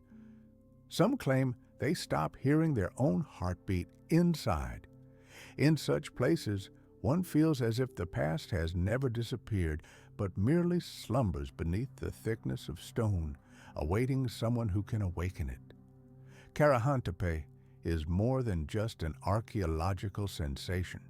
It is a gateway to another era, when man had not yet divided the world into heaven and earth, when faith, knowledge, and stone were a single, indestructible whole. And now, our journey takes us to the very heart of the Balkan Peninsula, to central Bosnia, where, amid the green hills of the Visoko Valley, one of the most sensational scientific dramas of modern times is unfolding. We are talking about the mysterious Bosnian pyramids, hills whose contours are so perfect that they seem to be the work not of nature, but of some titanic architect. Beneath their verdant surface lie kilometers of tunnels and stone structures strikingly reminiscent of ancient structures. The story of this discovery began in the 2000s. Bosnian explorer Semir Osmanagic noticed that the shape of Mount Visočica was too perfect to be the result of random geological processes. Its four slopes form nearly isosceles triangles, oriented with astonishing precision to the cardinal directions.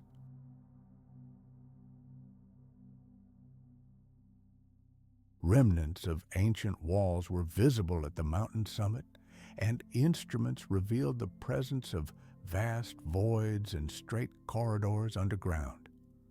Osmanagic put forward a hypothesis that shook the entire scientific world. What he saw was not a mountain, but a colossal pyramid, an artificial structure erected long before the famous Egyptian monuments. Since then, the Visoko Valley has become the site of one of the most controversial and scandalous archaeological projects of our time. When the first excavations began, the researchers' enthusiasm gave way to sheer shock. Beneath the soil, they discovered rows of gigantic rectangular stone slabs laid with such precision that they resembled modern masonry. Some blocks weighed over 20 tons. Their surfaces were smoothly polished, and the joints between them were virtually invisible. In other places, stone staircases and massive ceilings leading deep underground were discovered. Geophysical surveys have confirmed the wildest hypotheses. The hill's body is permeated with a network of tunnels and chambers stretching for many kilometers. One of these corridors, dubbed Ravne, extends more than 2 kilometers into the mountain. In these underground galleries, the air is surprisingly fresh, and the humidity and temperature remain constant year-round. The stone blocks that form the walls resemble ancient supporting structures, and some of them bear mysterious symbols and indentations resembling an unknown script or star maps.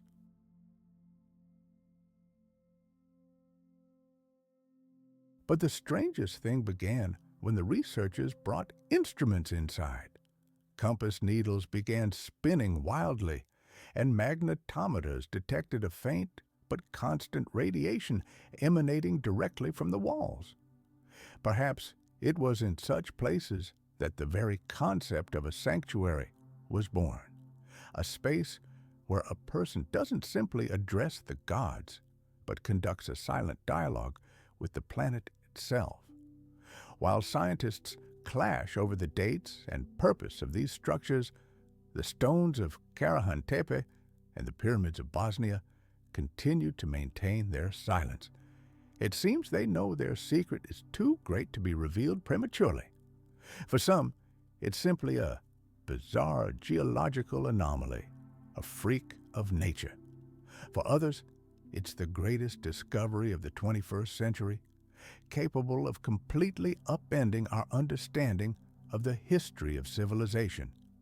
Initially, it was assumed that the underground passages were natural in origin, but their perfect geometry and smooth man-made curves suggest otherwise.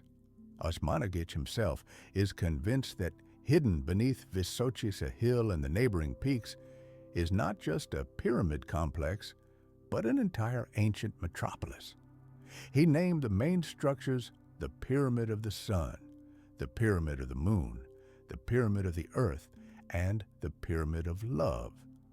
Together, they form a clear geometric pattern which, he claimed, perfectly matches the arrangement of stars in the Orion constellation, just like the Great Pyramids of Giza in Egypt.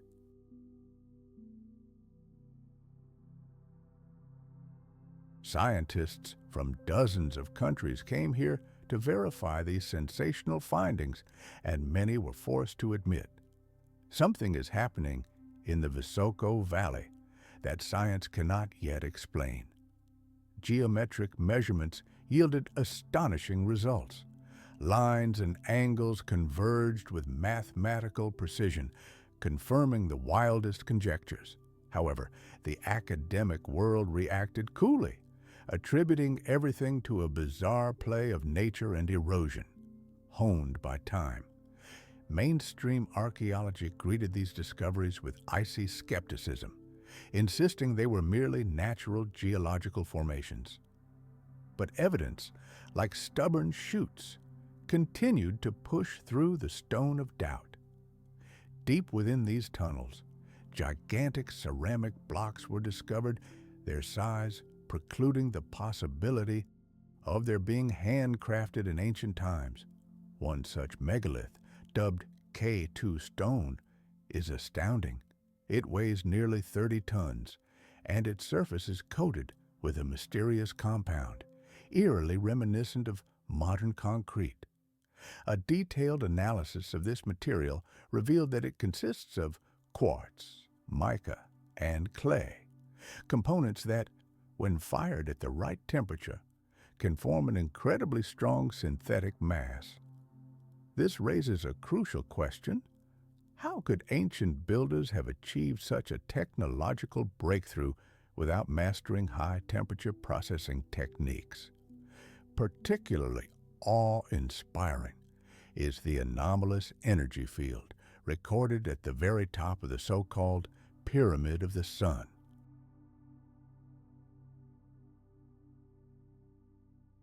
Instruments have revealed that a strictly vertical electromagnetic flow with a constant frequency of 28 kilohertz shoots skyward from its peak. This beam of energy is absolutely stable, its strength unaffected by weather, time of day, or solar activity. It pierces the atmosphere for many kilometers, as if this ancient complex were truly designed as a gigantic power station, transforming the Earth's hidden power. Researcher Osmanagic and his team hypothesized that the Bosnian pyramids were built to manage these energy flows, and their creators possessed a profound understanding of the laws of resonance and vibration thousands of years before humanity discovered electricity. Critics, however, remain unsettled, pointing out that nature can sometimes create forms remarkably similar to man-made ones. And yet, the origin of the perfectly smooth slabs and massive underground structures remains an unsolved mystery. Moreover, chemical analysis of the soil from the upper layers of the hills revealed that their surface was once artificially covered with a thick layer of clay, which effectively protected the slopes from erosion. This method is characteristic exclusively of architectural structures, but certainly not of natural mountains. For locals, this valley has long been the heart of many legends. Elders pass on a tale that deep underground, the heart of the sun sleeps, and when it awakens, the world will once again be illuminated by an ancient light.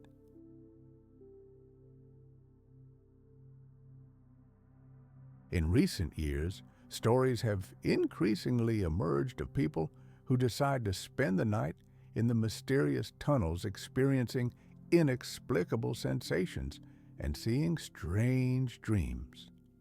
Now, let's fast forward across the ocean and through the centuries. The story of Oak Island's treasure trove begins in the late 15th century. Three young hunters pursuing game accidentally stumbled upon a strange, seemingly man-made depression in the ground. Traces of old ropes and broken wooden blocks were visible around it, as if some primitive winch had recently been used there. Filled with excitement and curiosity, the young men immediately began digging. After just a few feet, their shovels struck a layer of solid boards, and beneath that was another identical one. Every 3 meters down, the same scene repeated itself, giving the impression that someone had deliberately dug a deep well, carefully reinforcing each level. However, at a depth of about 30 feet, further work became impossible. The shaft's walls began to crumble, and water rapidly filled it. At first glance, this quiet, deserted island off the coast of Nova Scotia, covered in pine forests and swampy marshes, seems unremarkable. The only sounds are the rustling of the wind through the treetops and the shrill cries of seagulls. But beneath its deceptively peaceful surface lies one of North America's darkest and most intricate mysteries, the legendary Oak Island treasure.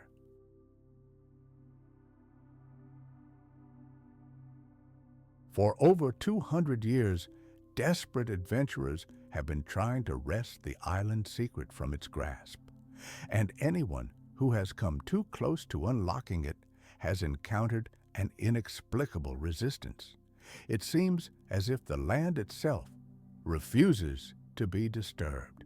Meanwhile, pilgrims from all over the world come to Bosnia not only to admire the mysterious pyramids, but also to tap into the Earth's living energy. Medical expeditions visiting these sites have indeed recorded unusually high levels of negative ions in the air of the tunnels, the very same particles that have a beneficial effect on the human body. This discovery has given a powerful boost to the development of a new type of tourism. Official science is still hesitant to accept any of Osmanagic's hypotheses, but his team stubbornly continues excavations, uncovering new corridors and finding new artifacts. With each passing year, the boundaries of the underground system expand, and the structures discovered look less and less like the works of blind nature. Even the most inveterate skeptics are forced to admit, if nature created this, it acted with the precision of a brilliant mathematician. The Bosnian pyramids remain a great mystery in which science is closely intertwined with ancient myth. Perhaps they are the last vestiges of a great civilization, wiped off the face of the earth by the catastrophe described in the legends of the Great Flood.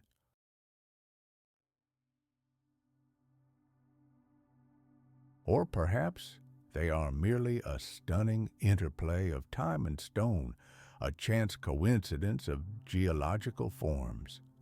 But when you stand at the foot of this colossus and watch the evening sun set on its impeccably symmetrical slopes, you are pierced by the feeling of having come into contact with something impossible. A creation erected in that distant era when man was just beginning to recognize himself as human, but already knew how to look to the sky and see therein a reflection of his great mystery. Thus was born the first legend of the Money Pit, a cursed place rumored to hold untold treasures. Over the centuries, dozens of versions of this story emerged. Some believed that the legendary pirate William Kidd had hidden his loot there. Others claimed that artifacts of the powerful Knights Templar, rescued from the fires of the Inquisition, were hidden deep within the shaft. Still others claimed that priceless ancient manuscripts were buried within the shaft, perhaps even authentic Shakespeare manuscripts or lost relics of the Temple of Jerusalem. Each new, even more fantastical theory spawned new expeditions, each of which invariably ended in utter failure. Since then, countless exploration teams have visited the island, and each time they attempted to penetrate deeper, something inexplicable occurred. Water would suddenly burst into the shaft in a powerful torrent, despite the sea being a considerable distance away.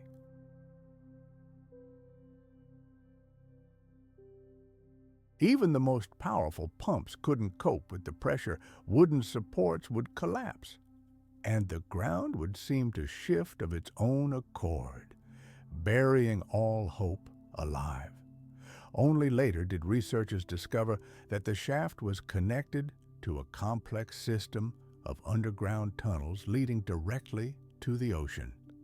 Someone, long ago, had designed and built an ingenious water mechanism that, at the slightest attempt at intrusion, would instantly flood everything around it. It was an engineering feat of incredible complexity, surpassing all known capabilities of its era. Work resumed in the 19th century, using powerful steam pumps.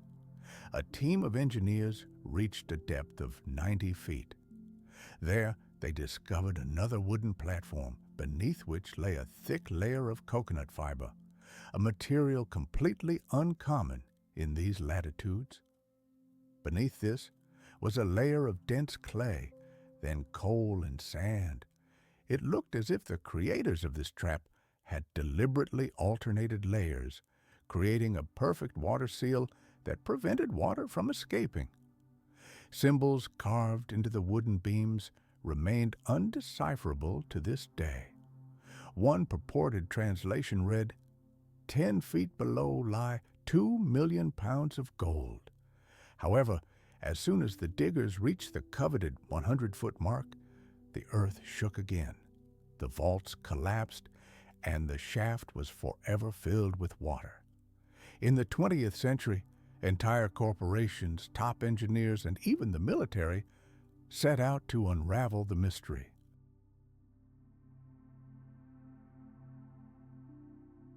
Drilling rigs, seismic scanning, and state-of-the-art metal detectors were deployed. Images revealed a vast underground cavity, and adjacent to it, a vast network of tunnels leading directly to the sea.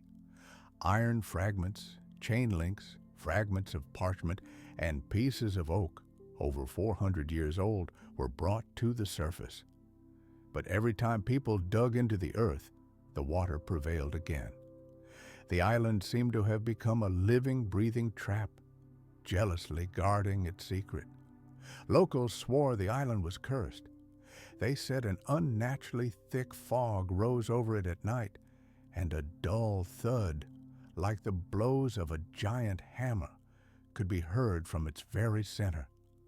Fishermen also told stories that during a storm, the sea around the island darkens faster than anywhere else, and sometimes a dim light can be seen in the raging waves, as if someone is lighting fires deep underwater. Meanwhile, on the other side of the world, in northern Tanzania, at the very foot of the formidable Old Doinyo Lengai volcano, lies one of the strangest and most terrifying places on the planet, Lake Natron. Its waters shimmer with every shade of red, pink, and orange. However, this otherworldly beauty lurks a deadly threat. The water temperature here reaches 60 degrees Celsius, and its chemical composition makes it resemble not a lake, but a bubbling cauldron of concentrated acid. Any living thing that accidentally falls into Lake Natron's waters is doomed to instant mummification.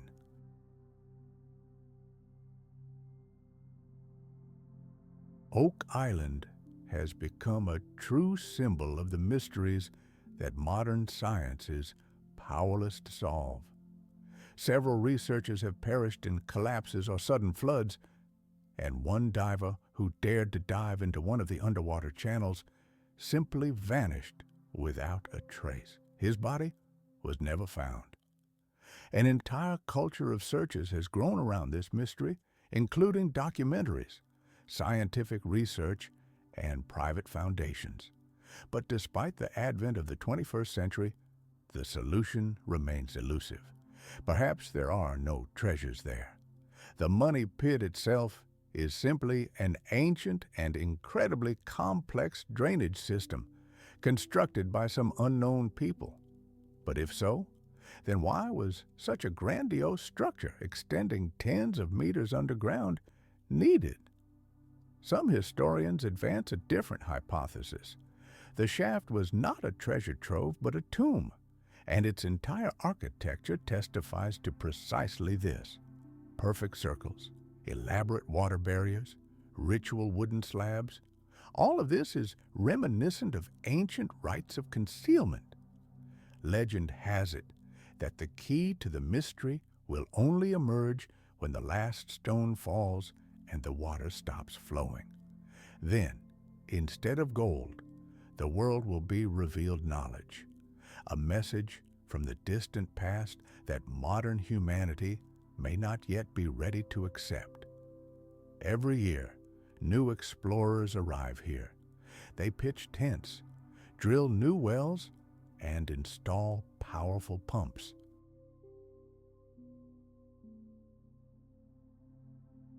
And again, they cause water to rise from nowhere, just as it did 200 years ago, drowning all their work in a matter of hours. At sunset, a thick gray fog thickens over the island, and the very air seems heavy with an unspoken secret. No one knows what exactly lies beneath the earth, but everyone senses its presence. The heart of the mystery beats dully beneath thick layers of stone and clay. The Oak Island treasure remains a silent monument to human perseverance, a reminder that true wealth is measured not in gold, but in an eternal question. Who built this underground labyrinth? Why was so much effort invested in it? And what will happen when it is finally uncovered? What if the ultimate goal of any journey is not a treasure, but the process of discovery itself? Perhaps some mysteries were created not to be solved, but so that humanity would never cease searching. Here, in the embrace of Lake Natron, all life is frozen forever. Birds, animals, even unwary insects that touch its waters are instantly encased in a hard limestone sarcophagus. They transform into eerie statues as if carved from stone by an invisible sculptor. Scientists have given this phenomenon a name: alkaline mummification. Imagine this chemical cauldron. The lake's waters are oversaturated with sodium, calcium, and a multitude of minerals. washed straight from the depths of the nearby volcano. For any living creature, this is a death sentence.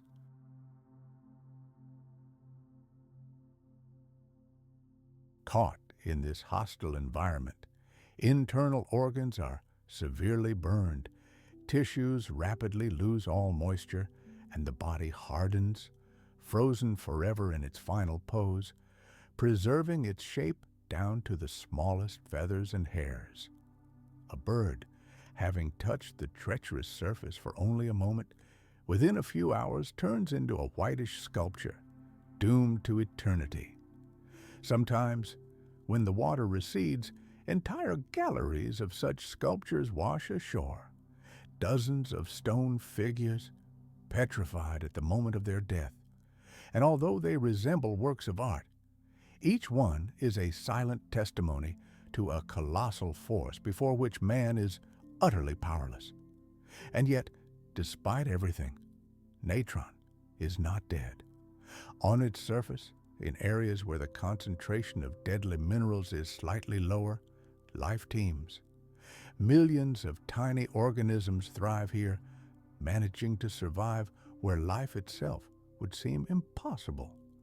These microscopic creatures color the water a deep scarlet hue that, reflected in the sky, creates the illusion that the lake itself is ablaze. This hell on earth is home to one of the planet's most graceful creatures, the pink flamingo. Every spring, countless flocks of these birds arrive to nest on islands of pure salt, surrounded by boiling caustic water. This is the only place where their offspring are safe, for no predator dares venture into these cursed waters. From a bird's eye view, the lake appears to be a living organism.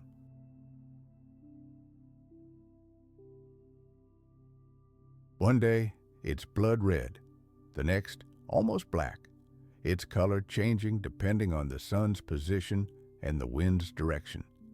Its entire surface is covered in a dense crust of salt, which cracks underfoot, filling the air with a pungent bitterness. Breathing deeply here is a true ordeal. The soda fumes burn your lungs, and your skin dries and cracks before your eyes. The ancient Maasai tribes believed this place to be the boundary separating the world of the living and the world of the dead. They were convinced the lake kept a watchful eye on all who came to its shores, never letting go of those who came with impure intentions. A legend passed down orally by local elders tells of an ancient fire spirit that fell from the heavens and was forever imprisoned in these waters, turning them into a mirror of death itself. Indeed, on windless, clear days, Lake Natron's surface appears like a gigantic, perfect mirror. It reflects distant mountains, passing clouds, and the blazing sun with such eerie clarity that it creates the complete illusion of another otherworldly world. At times, it seems as if another land lies just beneath this surface, upside down, lifeless, yet still breathing. In rare moments of absolute silence, you can hear gas bubbles rising from the dark depths, followed by a soft pop, as if the lake itself were taking a deep breath. One of Natron's most striking features is its eternal mutability.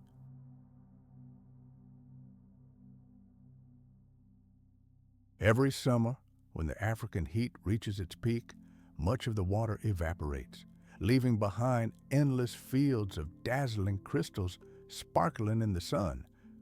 But as soon as the rainy season begins, the lake comes alive again. It seems to inhale and exhale life and death, maintaining this eternal, sacred balance year after year. For the indigenous people, disrupting this cycle is the greatest sin. Scientists have long puzzled over the mystery of why Natron, while destroying everything in its path, doesn't turn the surrounding area into a scorched desert. The answer is simple. Nature here operates by its own unique laws. Certain species of bacteria and microscopic algae have adapted and learned to use the deadly alkali as an energy source. They have created a unique ecosystem, completely impervious to extreme conditions. It's an incredible example of survival in an environment that, by all rights, should have offered no chance. These tiny organisms are a living reminder of how life on Earth began billions of years ago. From a scientific perspective, Natron is a rare natural laboratory where unique chemical processes occur. And from a human perspective, it's a place where everyone feels the limits of their own capabilities. Everything here seems designed for one purpose: to remind us of our own fragility. Tourists who venture to this lake of death often report strange, oppressive sensations.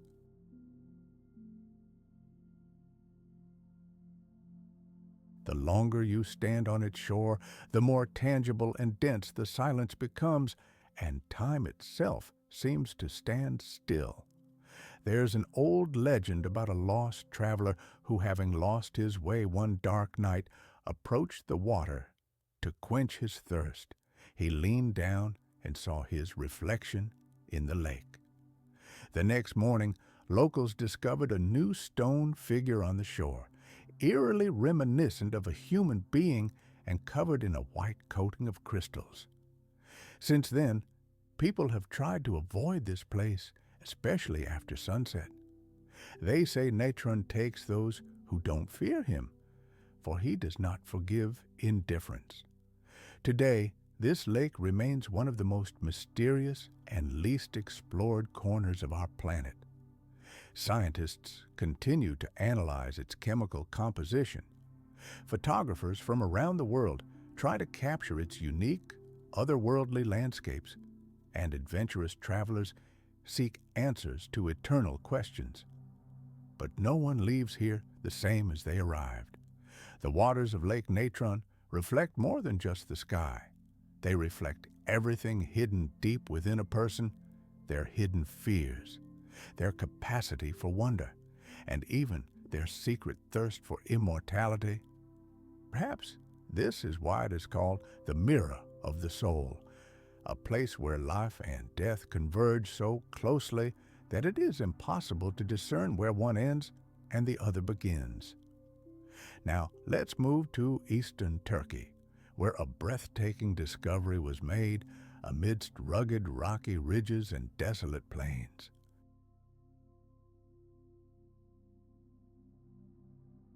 Archaeologists are already calling it one of the most monumental discoveries in human history. Before us lies the city of Elkin, a gigantic underground settlement capable of housing and protecting tens of thousands of residents. It was discovered completely by accident. Workers repairing an old water supply system stumbled upon a void underground. Descending, they found themselves confronted by a dark passage leading to unknown depths. It soon became clear this was no natural cave or abandoned mine. This was an entire city, hidden for millennia beneath thick rock and sand. The first explorer who dared to enter the dungeon found a long corridor, perfectly carved into the soft volcanic tuff. The ceilings were smooth, and the walls were perfectly level. The structure of this place was so complex and well thought out that it resembled the plan of a modern metropolis. A remarkable system of ventilation shafts ensured a constant circulation of fresh air, and neat recesses resembling niches for torches were visible along the sides of the corridors. 30 meters below the surface, an entire level of rooms, vast halls, and intricate passages lay before him. Some rooms clearly served as storage areas, while others were furnished as living quarters. In one of the halls, a deep well was discovered, filled to the brim with crystal clear water. All this was irrefutable proof the city was no temporary shelter. It was a true underground world created for full and long-lasting life.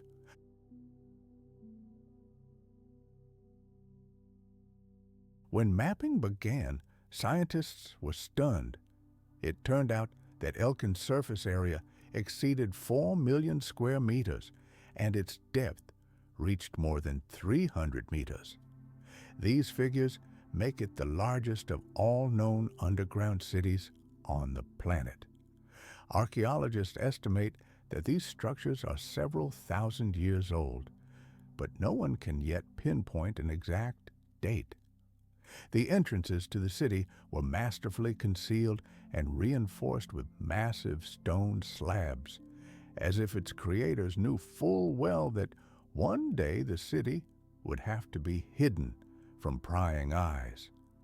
Hidden within was an entire civilization carved out of stone. There were public meeting halls, food storage facilities, wineries, school-like structures, and the remains of complex water conduits and pipes made of baked clay. In one of the stone rooms, researchers found beds carved directly into the walls, along with traces of hearth ash and pottery fragments. Everything indicated that families had once lived here, possibly for many generations. The walls of the corridors are sometimes decorated with mysterious symbols reminiscent of ancient writing. Some even depict images of the sun and stars, which seems extremely odd for a place never exposed to daylight. Scholars still fiercely debate who built Elkin and for what purpose. Some believe it served as a gigantic refuge during times of endless wars, when the local population sought refuge from brutal conquerors.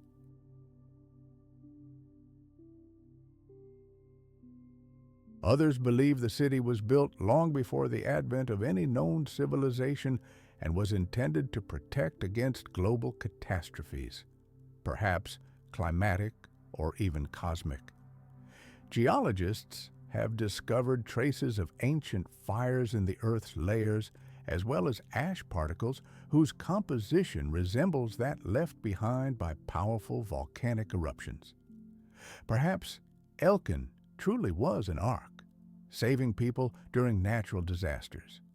However, there is a more mystical explanation.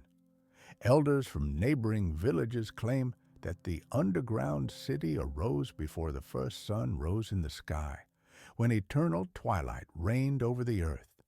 According to their legends, the first inhabitants of Elkin were not humans at all, but guardians of the earth who descended beneath the rocks to protect secret knowledge from the rest of the world. Elkin remains one of the most astonishing discoveries of modern times. Its titanic scale, complex structures, and incredible technological sophistication simply defy our conventional understanding of the ancient world. But the central question, who exactly built this city, remains unanswered. Monks from a nearby monastery told researchers that mysterious sounds occasionally emerge from underground in the area around Elkin.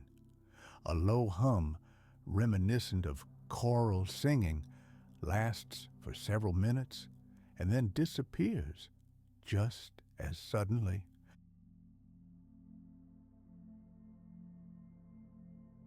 Locals from neighboring villages claim that at night a dim, ghostly glow, resembling fog, sometimes appears above the hill beneath which the city is hidden, and the air itself becomes dense and begins to vibrate.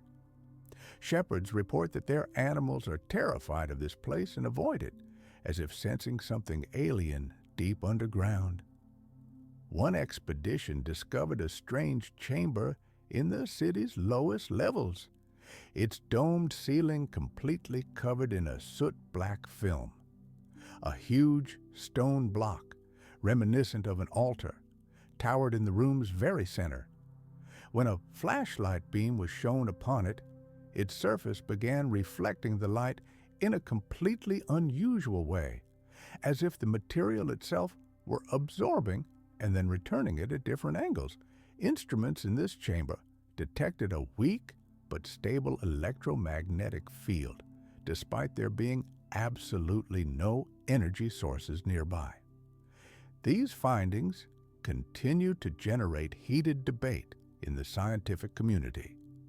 Some scientists believe it is simply a natural reaction to rare minerals in the rock, while others are convinced it is traces of an unknown ancient technology, long lost to our civilization.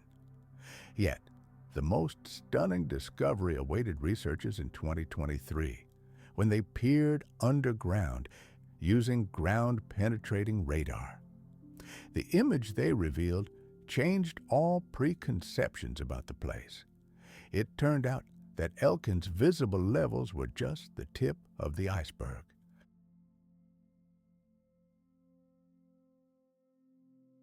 The city extends deep into a veritable abyss of rock, and no one knows where its boundaries end. Measurements revealed something incredible. Some of the discovered voids are located significantly below sea level. It is hypothesized that they may be connected to gigantic underground water reservoirs. Archaeologists are putting forward bold theories. Perhaps these deep chambers conceal not just living quarters, but vaults for something priceless. Imagine hiding places where ancient scrolls containing forgotten knowledge, powerful artifacts, or sacred relics were protected from some global catastrophe. It's no wonder that the locals regard this place with profound awe, mingled with fear. Their legends say that Elkin is not just a stone, it is alive, and disturbing its slumber without good reason means bringing disaster upon oneself. When you find yourself at one of the narrow passages leading into impenetrable darkness, a strange sensation arises. It seems as if the very earth beneath your feet is taking slow, measured breaths, as if you are standing on the chest of a sleeping giant.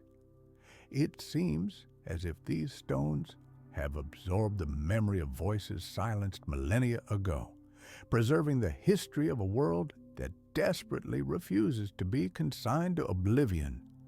The creator of this incredible city, whoever they were, thought in entirely different time categories.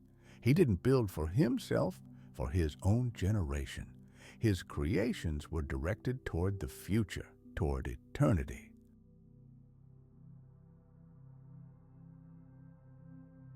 He left a coded message deep underground, the key to which humanity has yet to discover. Elkin is much more than just an ancient underground city. Now, let's travel to the heart of Hawaii's impenetrable tropical jungle. One of the most isolated islands of this archipelago hides a secret that only a few whisper about. Here, amidst lush greenery, lie the Makula stones. At first glance, they appear to be simply gigantic basalt walls and slabs, arranged in terraces, steps, and rectangular platforms densely entwined with vines and the roots of centuries-old trees. But a closer look reveals this is no freak of nature. This is not a chaotic jumble of stones. Each block has been meticulously crafted, perfectly fitted together, and their geometry is so flawless that any chance occurrence is ruled out. And all this splendor lies in a wilderness where there is not the slightest hint that humans ever lived here. When the first European explorers stumbled upon these ruins, their verdict was unambiguous. They were the remains of ancient Polynesian temple complexes. However, the first serious measurements cast doubt on this theory. It turned out that these structures predate the island's settlement by thousands of years. The stone walls extend several meters into the ground, and individual blocks weigh over 30 tons. They are constructed in a shape reminiscent of a vast rectangular complex, as if we were looking at a fragment of a colossal fortress or an abandoned palace.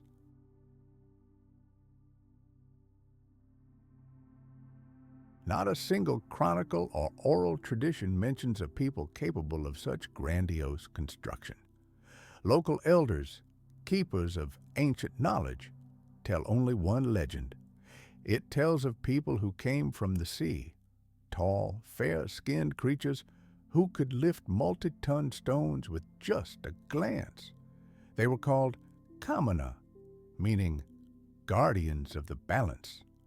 Legend has it that they appeared on the island during turbulent times, when the earth shook from monstrous earthquakes and the ocean boiled.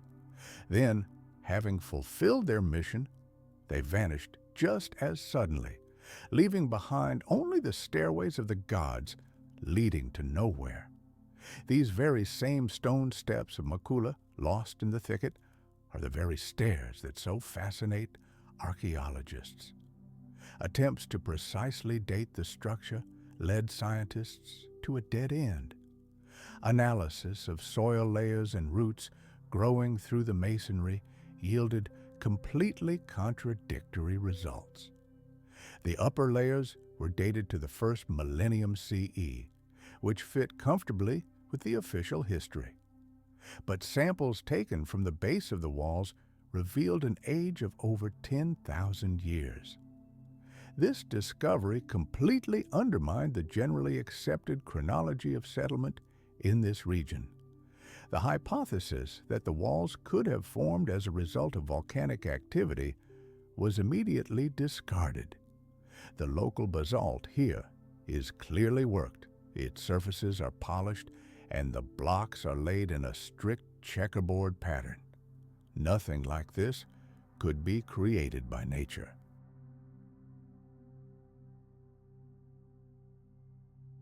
During one expedition, scientists discovered another striking detail. On the day of sunrise, the shadow of the main wall fell for a few brief minutes on a specific rock outcrop, after which it disappeared. Repeated observations confirmed this was no coincidence. This place is a true time capsule, a reminder that the past doesn't always lie silent beneath our feet. Sometimes it breathes from the very depths of the earth, patiently awaiting the moment when we learn to hear it again.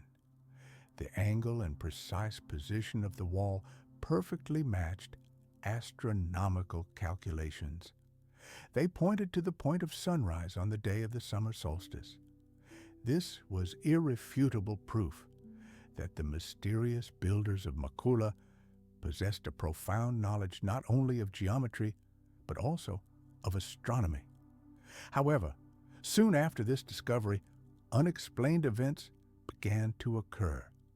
Several expedition members suddenly fell ill, and one suffered severe burns on his hands despite having had no contact with fire or any chemicals. The locals merely shook their heads, claiming that the ancient stones were unforgiving of those who disturbed them. According to their beliefs, the ruins of Makula were protected by spirits, and any intrusion provoked their justified wrath. On the third day, nature itself seemed to have turned against them. Compasses began spinning erratically, and satellite navigation devices displayed absurd, non-existent coordinates.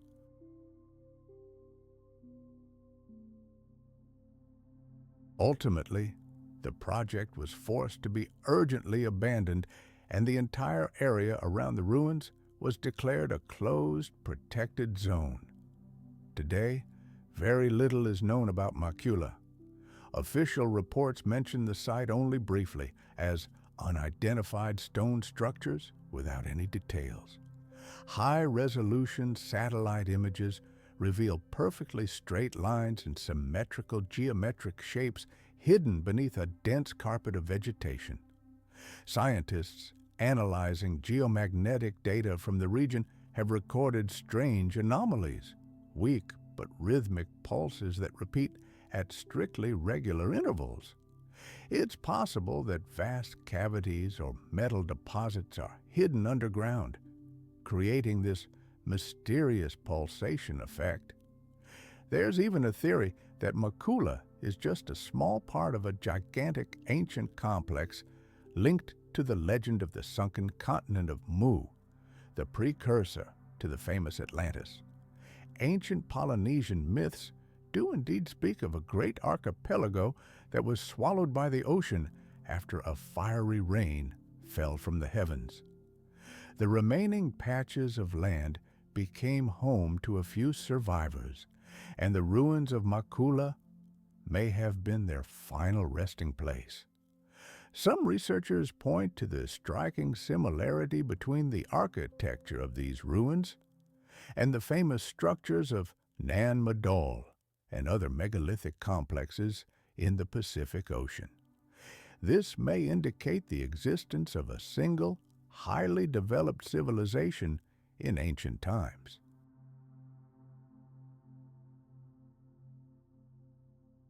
When the sun sets, the jungle around Makul is plunged into a ringing, unsettling silence. The birds fall silent, and the air itself becomes thick and heavy. Shadows cast by the giant stone slabs creep slowly across the ground, and it seems as if time itself has stood still. The few who dare to stay here overnight tell of a dull rumble emanating from beneath the earth, reminiscent of the rumble of distant drums.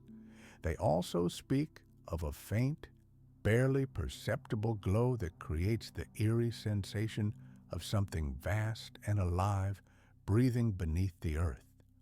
Elders believe this is the memory of the stone coming to life, the call of the ancient builders whose names have long been erased by the merciless passage of time. Although Makula is officially closed to visitors today, enthusiasts still make their way here, driven by the desire to touch one of the greatest mysteries of the ocean world. Our journey takes us to the Mediterranean, to the shores of ancient Malta. Here, in the crystal-clear azure waters among the jagged coastal cliffs, lies something that has captivated archaeologists and deep-sea explorers for decades. Imagine diving to a depth of about 30 meters. Enormous circular foundations, smooth terraces, and perfectly straight walls buried beneath a layer of sea sand appear before the explorer's eyes. Their outlines are painfully reminiscent of the famous Maltese temples, megalithic giants built thousands of years before the first Egyptian pyramids.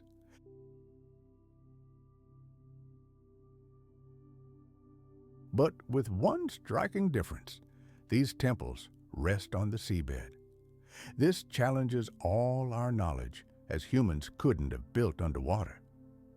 Unless the sea level was once much lower.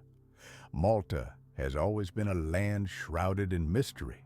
Some of the oldest stone structures on the planet remain on its surface: Gantaja, Menajdra, and Hagar Kim. They are over 5,000 years old, and their true purpose remains a mystery. However, underwater finds suggest that the visible portion is only a tiny fragment of a much grander complex, much of which is now hidden beneath the waves. In the early 2000s, divers exploring the coastline between the islands of Malta and Gozo noticed strange, perfectly aligned lines and platforms on the seafloor. A closer examination revealed that these could not be natural creations. The stones were arranged in perfect arcs and semicircles, reminiscent of the walls of an ancient sanctuary. One of the most impressive sites was discovered near the town of Sliema. Here, underwater, lie two massive circular structures, each approximately 20 meters in diameter. Their walls are composed of gigantic limestone blocks, and in the center of each circle is what appears to be a stone sacrificial bowl. These structures are almost exact replicas of land-based temples, but have been swallowed by the sea. Radiocarbon dating of the corals growing on these stone blocks yielded shocking results. They are over 7,000 years old.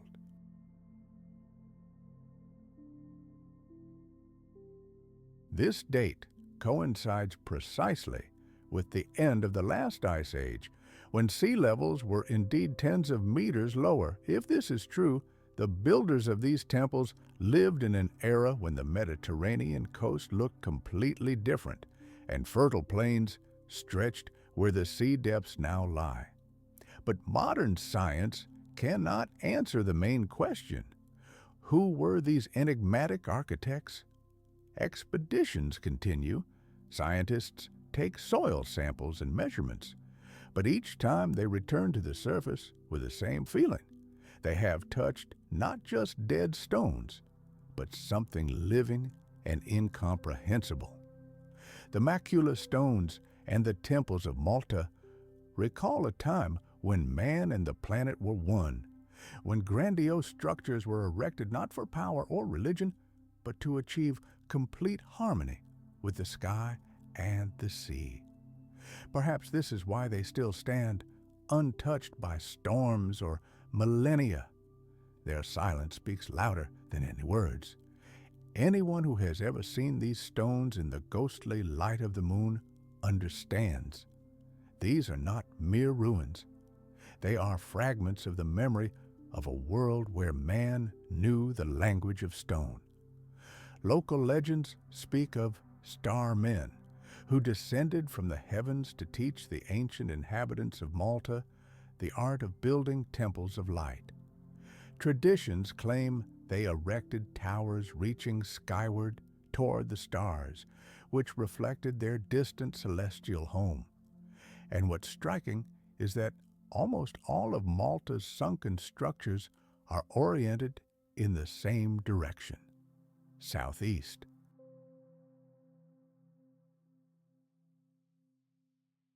This is precisely where the sun rose on the summer solstice in ancient times. Such a coincidence is unlikely to be accidental. Perhaps these temples were more than just places of worship, but something more.